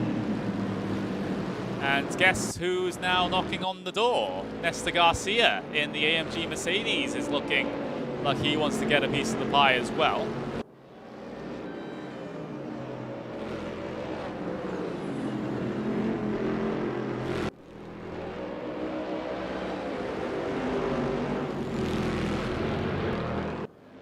And he might get it, because these guys are getting so close up ahead. Högfeldt basically pressing the nose of his car into the back of Jack Heathley, and now they look to go the outside, coming through turn 13, and Högfeldt, he's done it. Has he? I think he has. What a move around the outside at turn 13. That was absolutely amazing, and Nesta Garcia is going to pick up a position as well in the aftermath of that. So Jack Heathley losing 2 positions in basically 1 corner, but he'll try and fight back then on the way in towards turn number 1. Garcia on the inside, trying to make sure this position is complete. The advantage will swing back the other way for the next left-hander, but no, Garcia is ahead now. So that's a horrible sequence of corners there for Jack Heathley, losing those 2 spots within, well, initially within a corner, but it did take a couple more corners to complete it. But what a move from Högfeldt, the Swede, just driving it hard around the outside of turn 13. That was, well, move of the evening for me. We've seen, you know, that was the best overtake that I've seen this evening. So fantastic stuff from Högfeldt. And now, but the thing is, the situation for Högfeldt is that in the amongst getting stuck up behind Jack Heathley there for a good couple of laps, it means that Baldi's been able to pull about 2.5 seconds for the lead. So it's even though it was a brilliant pass there from Högfeldt, it has done some damage in terms of his chances at going for the race lead. He's another relatively close battle, by the way. That is Tim Yarshel, P9, Gianmarco Fiduci in P10, following each other very closely there, coming through the final corner. And Yarshel might be getting onto the back of Florian Hasse here in just a couple of moments as well. So it's a 3-car duel on the way in towards turn number 1, but no moves being made just yet there in that one.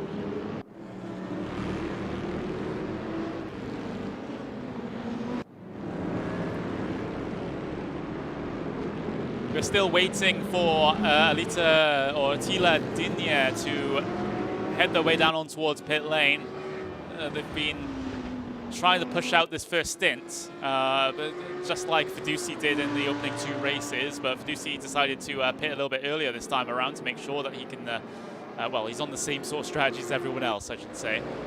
So we're still waiting for that one driver to come down on towards pit lane, and then we will have a straight up race potentially for the race lead if Högfeldt can catch back up. Remember, he might have taken a lot of life out of his tires in that little battle as well, so he might not have enough to be able to challenge at the very end here. Fiduci and Yarshel having a little bit of a fight through the final couple of corners of the lap, and well, there's another look to the inside there from Fiduci, looking to try and get the run out of the final corner, up across those grid spots.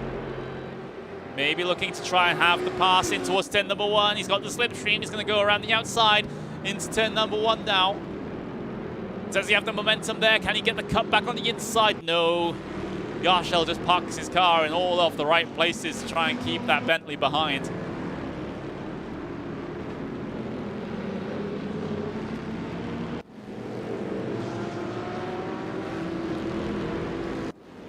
It's a battle behind these guys as well, involving the train from P11 through 15. So the last couple of points paying positions, they could be so crucial when it comes to those drivers looking to try and get themselves inside of the top 14. Dornaden is one of them. He's in P14 in the race. He's also in P13 in the points order. So it's very close for him whether he's in or out. So, you know, if a couple of other drivers, you know, get themselves higher inside the top 15 in this, then that'll basically be his qualifying effort done for the first shootout. So, and like I said so many times over the course of this event, you want to get it done in this first race, or rather in this first shootout event. You don't want to be putting the pressure on yourself for the second shootout.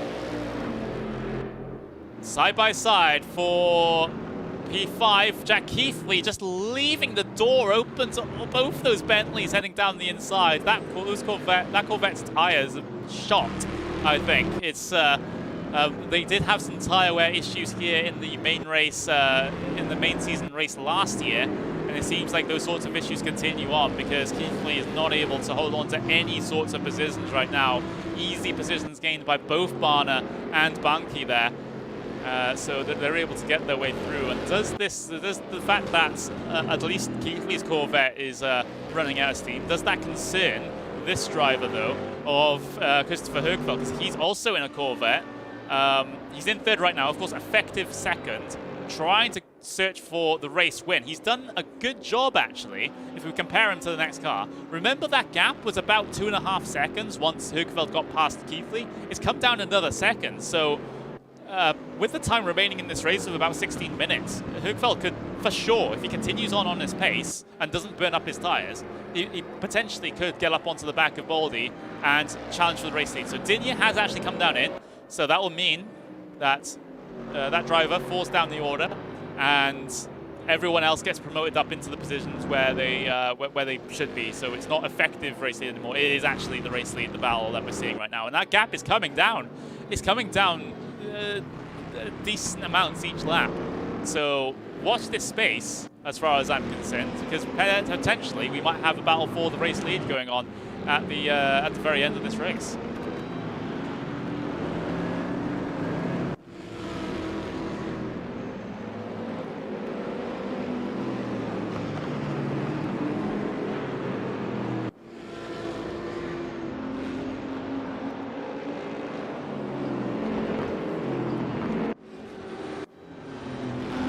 Close battles that continue on here. We have the Hassa versus Yarshel Hassa versus Fiduci battle for P7. That's currently what we're showing right now. There they are, P7, P8, the German versus the Italian, and oh, there's the move.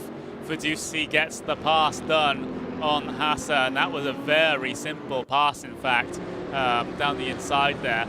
I'm just looking to see where Fiduci is in the points order, because I'm just checking to see. Fiduci. He's, again, I don't think he's going to get enough points to qualify, but we will just have to watch at the very end of this one. I mean, if he can get a couple more positions, I mean, Jack Keithley's not too far down the road, and we know the struggles that he's been having, then potentially it might be more points for Fiduci at the end of this. So I would say don't count him out yet, although he still has a long way to go in terms of points. Gap for the race lead. It's come down again. The gap is now only a second. or rather 9/10 of a second as it fluctuates in and out. Högfeldt is driving the wheels off of that Corvette right now, catching the Bentley, catching Baldy, who was challenging him earlier on for the race lead in the first stint, but a horrible stop from Högfeldt put him back in the order and put him actually behind Jack Keithley, who held him up for quite a couple of laps. But now the gap that was just around about 2.5 seconds is now down to 1 second with 13 minutes to go. So there's going to be ample opportunity here for Högfeldt to try and get past, but again, this is one of those circuits where it's not the easiest to try and get past. I mean, you can try and rely on that run coming out of the final corner to get the pass done into turn 1, but you can't rely on it. And the very next lap, if the driver behind you can keep close, then they can just do the exact same thing as what you did on them. So it's definitely not done, even if Högfeldt gets the pass into the race lead here. He needs to get the pass and also extend the gap to make sure that he isn't threatened at the very end of this race.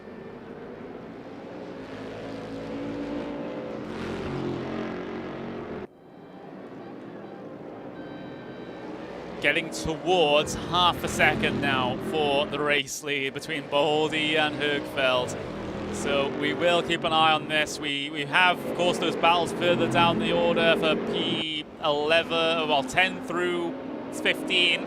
So potentially crucial points on offer for these drivers. Wisniewski, Drofesikov, Rachel, you've got Dornaden here, who's on the edge of being in and out. Same with Rudinger and Pilska. It's all very close here down in the mid pack and in the points order as well. So again, this might be the point where some drivers get themselves a permanent driver status for the main season, or they'll have to go and do that second shootout next week. Of course, there's going to be not as good caliber drivers in that race, in those races, but still, you don't want to be risking it as Dornaden looks around the outside of Rachel through turn 1. Has he been able to keep a nose in there? Yes, he has. He's loose up over the curb and almost into the grass as well. Rachel's able to keep himself ahead in that one. But again, so close between everyone in this mid-pack here.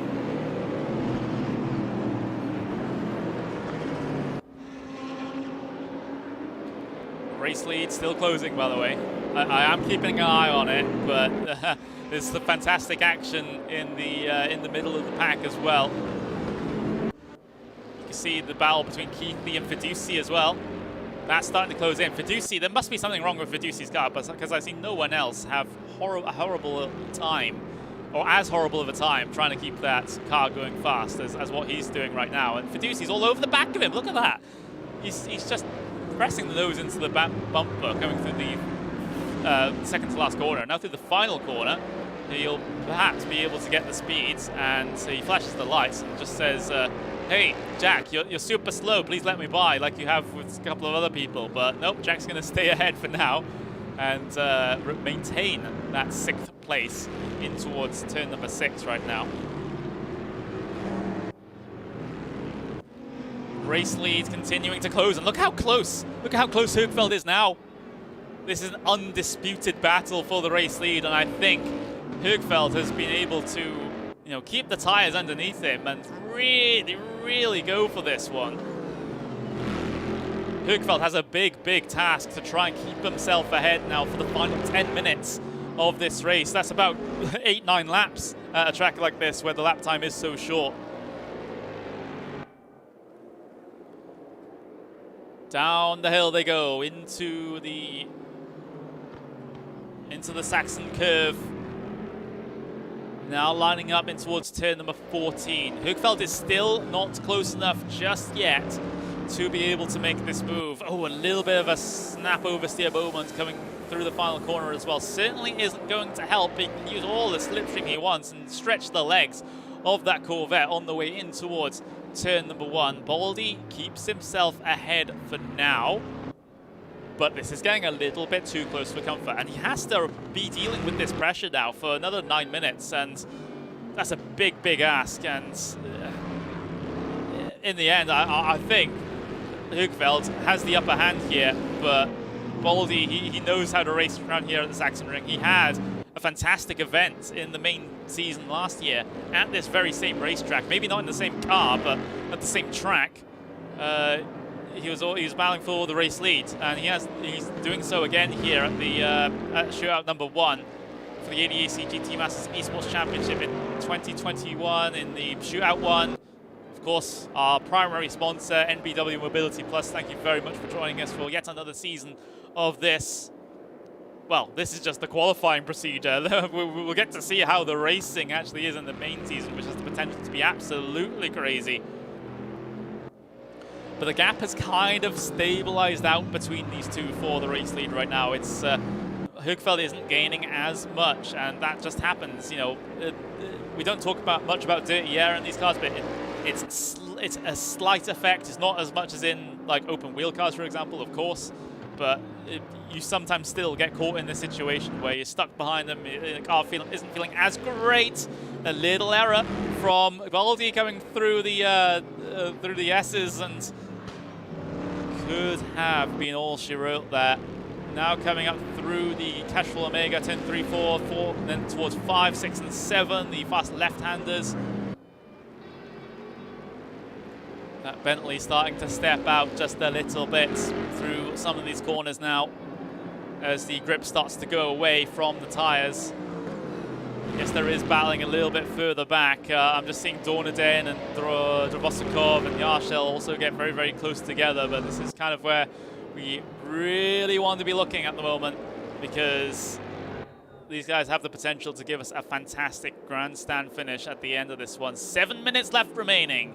So Baldy, it's around about that amount of laps as well to have to keep yourself ahead. But meanwhile, this is amazing battling further back, by the way. Drofosikov and Wisniewski are just absolutely going door to door, coming through the Saxon curve now.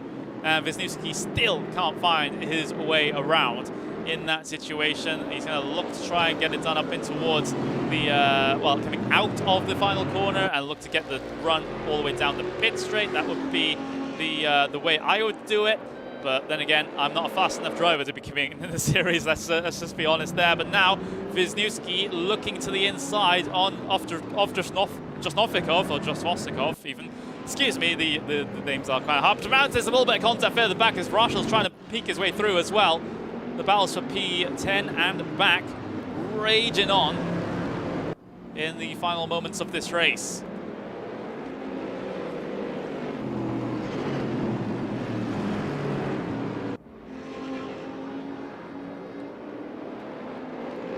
The gap for the race lead has still kind of stagnated somewhat. There are the two drivers that are competing for the race lead at the moment. Has Högfeld taken too much out of his tyres to try and push and try and get up into the back of him, on the back of Baldy? That's another thing you have to keep in mind. Of course, Baldy has his own situation where his own tyres might be going away from him because he's having to try and push and defend so much. But here comes the slipstream down in towards turn number 1. No opportunities though just yet here, but nose to tail they are coming through the first couple of corners. This is fantastic stuff for the battle for the race lead in the final now 5 minutes to go of this race. Baldy has done an immense, he's got to be careful. The car gets loose coming out of the corner. You saw that snap as he was trying to come up the hill.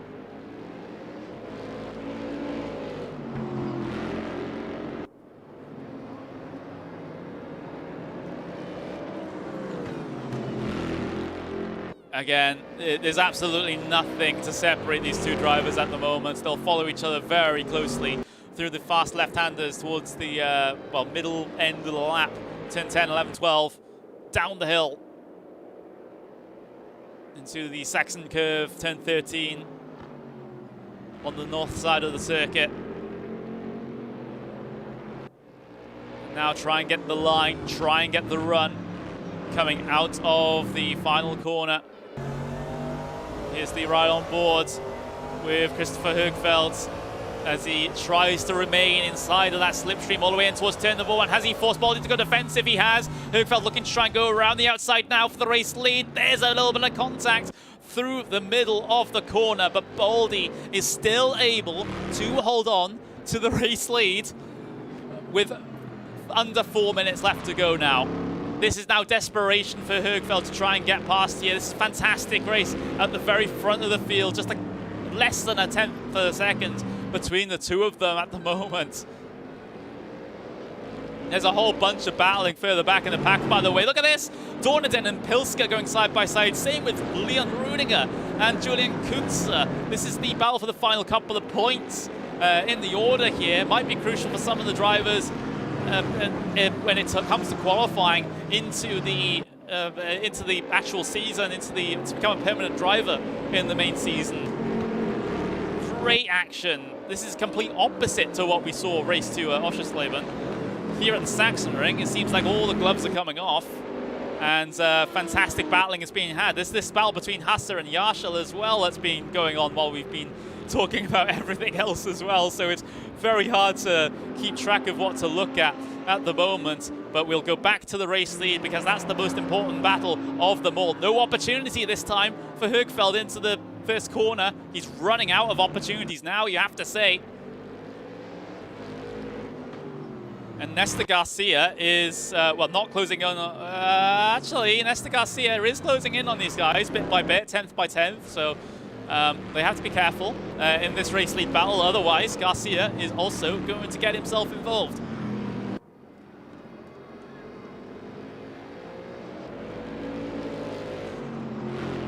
There's Baldy as he heads his way through. This has been a fantastic situation between the two of them. Baldy has done a very good lap so far here in this one. He's been able to extend the gap just a little bit, so Högfeldt isn't as close as he has been on previous occasions. But it all could change in the final couple of minutes of this race. Let me tell you that. We'll be getting on to the start of the second to last lap here as they get themselves into the final corner. This will be not the final lap, this will be the second to last lap here. They will cross the line for the final lap with about 15 seconds left remaining. Look at the run from Christopher Högfeldt. He forces Baldy to go defensive and towards turn 1. He forces himself towards the inside. Högfeldt sends it on the brakes into turn 1. The up and under is available for Giorgio Baldy. They rub doors coming through the corner. Högfeldt trying to hold position, trying to get that desperately gained position, and he has. He's got through, but Baldy, is there a response on the second half of this second to last lap and on the final lap? He can certainly respond with the slipstream, and potentially there might be bits of damage on that car of Högfeldt as well. But what a move from Christopher Högfeldt to get up into the race lead. He's extended the gap already, 7.5 tenths of a second as he runs away at the very front of the field here today. He's made the move, he made it where he counts, and well, it was a desperate move as well. It was a lunge and a half, and there were bits of contact all over the place, but sometimes you just have to do what you have to do to get to the race lead here. Of course, stewards will have a look at everything after the event to make sure everything was done in a fair manner, but now, coming up on towards the final lap, 14 seconds left remaining as they go through the final corner. Högfeldt has been able to extend the gap up to a second already, so I think he's relatively safe unless he makes a mistake. 5 seconds across the line. This is the start of the final lap now. It gives us an opportunity to have a little bit of a look back at a couple of other battles. Hasse and Keithley are going to be the next battle heading their way across the line here, down in towards turn number 1. Is Hasse going to go for the move? It's the last lap, you might as well go for it, but no. He ducks back in line. He just shows the nose, coming down into the corner, but does not commit to the move here in this situation. So Keithley trying to hold on to a 7th place here. There's your race leader heading his way through now. He's continuing to try to extend the gap back to Baldy. He's got enough of a buffer now, but what a race we've had here for race 3 of the first shootout, the final race of the first shootout for the ADAC GT Masters Esports Championship qualifying procedure. Högfeld for sure will be able to get himself a permanent slot in the next upcoming season as he heads his way through the Saxon curve for the final time, coming up towards turn 14 for the final time. It was a second to last lap pass that puts the Swede up into the best seat in the house. He sees the checkered flag first, coming across the line to win the third race of this first shootout in the ADAC GT Masters Esports Championship. Looking further back though, it's going to be side by side across the line for P5 between Barna and Fiduci, and I think Barna might have just got it at the very end there. The battles further through the mid-pack have kind of fizzled out just a little bit more, but what a result for that man.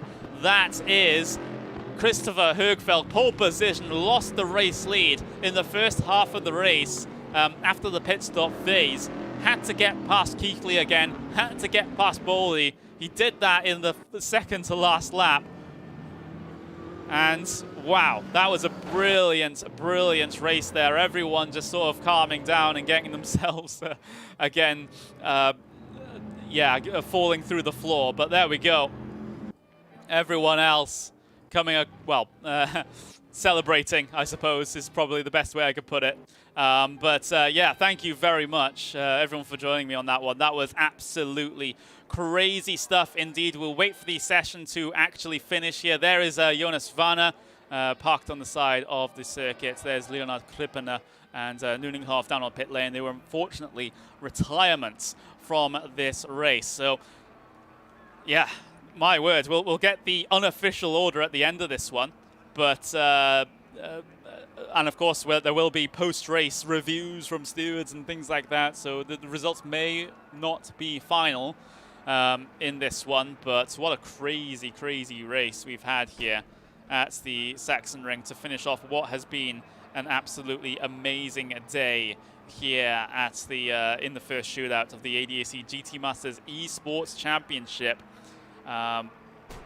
Of course, you can see the order on the left-hand side of your screen. I think someone's parked it on the final lap and has not come across the line just yet, which is why we're kind of stuck in this situation. But you can see, there we go.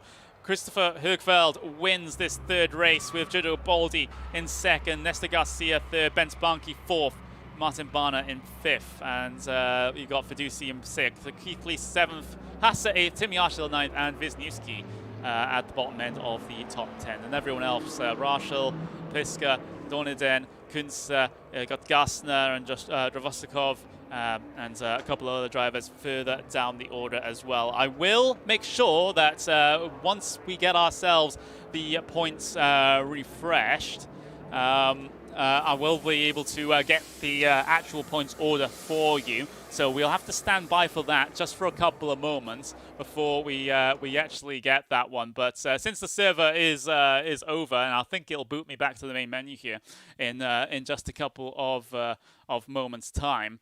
But yeah, that was absolutely crazy racing, at least as far as I'm concerned. We'll wait for the official points to come through.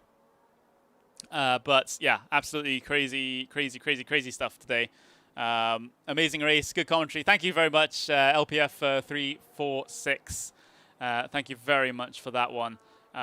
We'll get ourselves the official order, and I think, if I'm not mistaken, I do have the official order right in front of me. So the drivers that have qualified into the permanent driver slots for next season, at least I think this is the order as it is right now: Högfeld, Keithley, Garcia, Yarshel, Banki, Brzezinski, Baldi as the top 7 drivers. You got Rachel, Lona, Muller, Hasse, Wisniewski, Barna, and Dorneden is the last driver to qualify themselves into the permanent driver slots for next season. The drivers that narrowly missed out are Mark Gassner, Gianmarco Fiduci, Petar Piska, Marko Pejic, Adam Pinces, Andrei Santos, Julian Kunze, Ilya Dravosikov, and Leon Rudinger. The rest of them, you can just assume, have scored 0 points over the course of today. But my word, everyone, thank you very, very much for joining me on that one. My name's Connery Maddock. I'll get that up on screen for you in just a couple of seconds here. There's my name. There's I do commentary sometimes, and sometimes I shout out race cars. But thank you very much for joining me. Follow me on Twitter as well. There's my my Twitter handle in the chat. Go and follow me over there if you want to keep track of what I'm doing. But what an event that we've had for the first shootout. 14 drivers have qualified into the permanent driver slots for the ADAC GT Masters Esports Championship in 2021, powered by EnBW Mobility Plus.